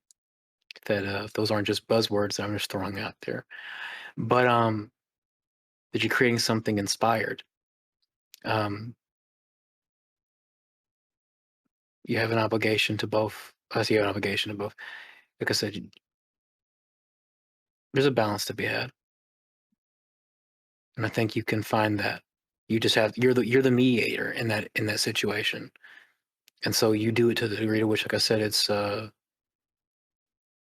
it's meaningful to you. You can't do it in every circumstance and situation, and you can feel that as you try to track too much of what other people outside of you think about a work. You can tell when you're getting too much feedback or too much interference within the process. If you're so bogged down worrying about everything that everybody thinks that you can't properly create, then I think that's a sign that you've gone too far in one direction. So Mm-hmm. so it's just like you got to find the balance, man. Walk the line, and yeah, do it in a way that lets you make something beautiful. That's all I'd say. Pitfalls. But it's the authorial response to falling into these pitfalls that I think is so important, especially when it comes to how we view and decide to use cancel culture. Because even with the best of intentions, writers are not perfect, and sometimes they will make mistakes not out of deliberate malicious intent, but just ignorance. Oh, okay. In Hey. The Adventure Zone, which is a Dungeons and Dragons podcast by the McElroy brothers and their dad, which I personally love. In one of the early arcs, the dungeon master, Griffin McElroy, accidentally stumbled into the bury your gaze trope, wherein one of his queer non-playable characters' story unfortunately ended in tragedy. And when people online told him about how that's kind of a loaded, shitty trope, he literally changed it and made efforts to not let that happen again. And he did, which he couldn't have done if he had been canceled over it. The problem with cancel culture is that it removes any possibility What? of growth. That because of something someone said or did, What's up? I guess I'm confused. Is this some widely known trope that you kill all the gay characters in your D&D session? I, I guess. I don't know. See, it's also part of this that when you get feedback from the community, you have to make sure that the voices that you're getting feedback from are actually like reflective of something that's I don't know, perhaps worthy of consideration. Like, well, I don't know. I don't mean maybe that is it. That's what I'm asking. Maybe if you guys have some more knowledge, maybe probably would be better to have Marvin here because she's seems a little more knowledgeable about the D&D community. I have some friends who are in it, but I don't quite know that much about it myself. But I don't really, from what I hear them talk about, from what I've engaged with, I don't know about this trope of barrier gaze. I don't know where that's coming from. That seems like a very particular wing or perspective. No, I've Chamber definitely of fun, I'd say. heard of it before. I've heard it. I've Okay. heard about it talked about, right? All right. But I've never experienced it. So I've also been playing tabletop for a very long time. Right. I'm normally a DM, and that might be it too. I'm very discerning with the type of players that I DM for, as well as what groups I do play with, right?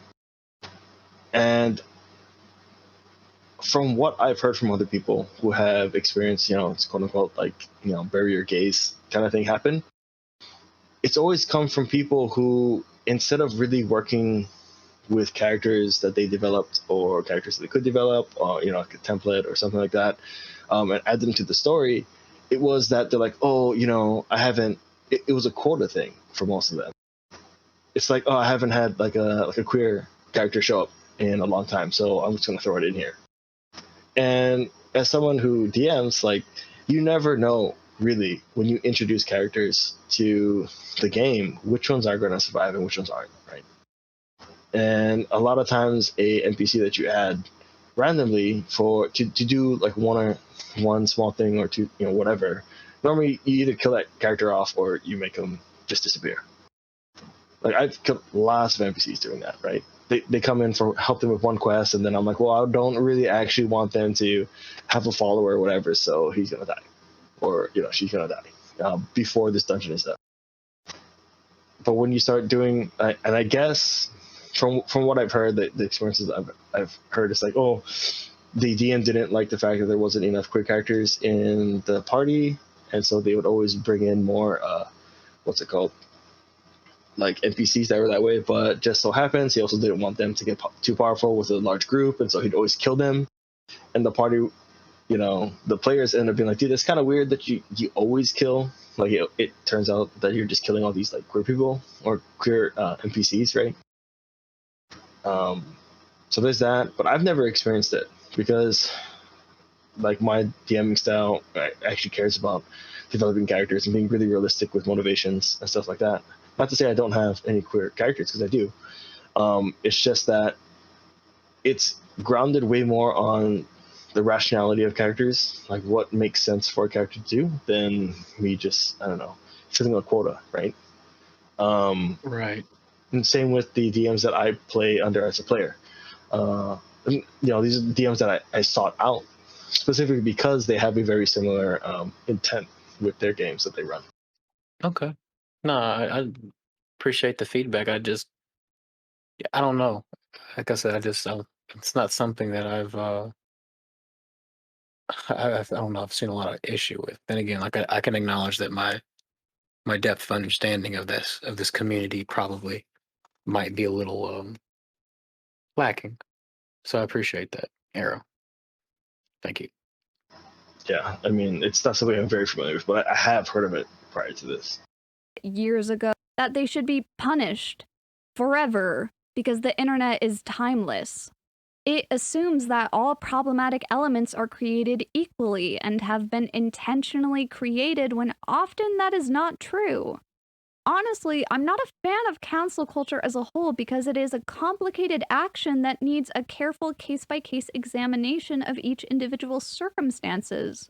But it's often used as an almost automatic response to bully anyone for doing something you don't personally like. What I'm hopefully trying to get to the core of here is people shouldn't be canceled over just being ignorant or misinformed or because their work had an unpredictable effect on the people reading it. Sorry, just like nah, I guess I won't say that. Seems a little harsh, maybe. But never mind. I'm sorry, everyone. In Griffin McElroy and an author is deliberately creating a work with malicious content or conduct when they have been informed of the harm that they are causing and still refuse to change. Well, that's when things start to get a bit messy. Death of the author. Death of the author. All right, so this is where we're stopping for this episode. Final thoughts? Final thoughts. I think Nora, sincerely, while I can understand the general points that you were making, and I think you have a sip joking here over here with Chris, but he's not. He's done a very good job to still make your points. I do think that you were relying on other people to do that without clearly making the points that you want obvious in some ways. It's pretty it's an issue. I really hope that you would take the time. And I guess it's a similar problem with your last video, so far as I can see, that you would take the step back to try to reflect on what you said and see if you can say that a little bit better.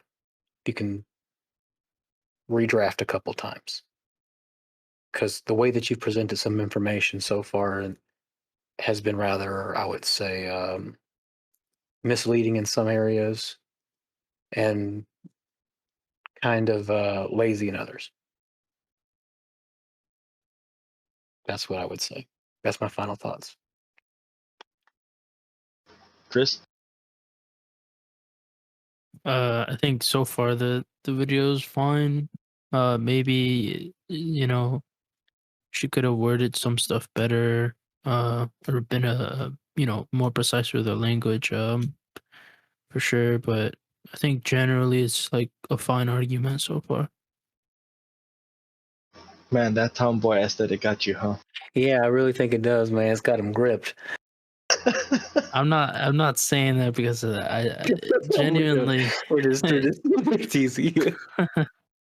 No, but genuinely, it's like a fine argument. I don't, I think she did a bad job or anything. I think your version of her argument is a fine argument, Chris. Yeah. Okay. So I guess my final arguments is Noralities, next time you want to do a video, hit up your boy Chris, and let him do the video for you. That's like Chris's DMs are open. I'd give her pointers. Why not? Chris is single and ready to mingle, as they say. My eyebrows are furiously going up and down right now. I'm gonna tell you because I can't show you. Yeah, I think, Chris, you've done a great job of actually giving me arguments that I could go against. Obviously, the very, very loose framework of the video so far, I can understand where she's trying to go with it, but it's just at almost every turn, I just find so much fault with sloppy language, sloppy data usage. You know, actually, I think those are the two biggest points. You know, you can't build a really strong argument if what you're falling back on is like shoddy language, shoddy rhetoric, and misreading of fucking data. And I am glad we had you on this one, Chris, because at least I got to see the best versions of Noralities arguments. So thanks, Bob. No problem. All right, everyone. I think that pretty much wraps it up for this episode of the ARC podcast. Appreciate you coming through and giving us a little bit of your time. We'll see you in the next video, I suppose. Yeah, we're gonna have a different crew, probably, right? I believe we should. Yeah. Yeah. All right. See you guys for another, super long one. Ta-ta. Take care. See ya. It's been fun.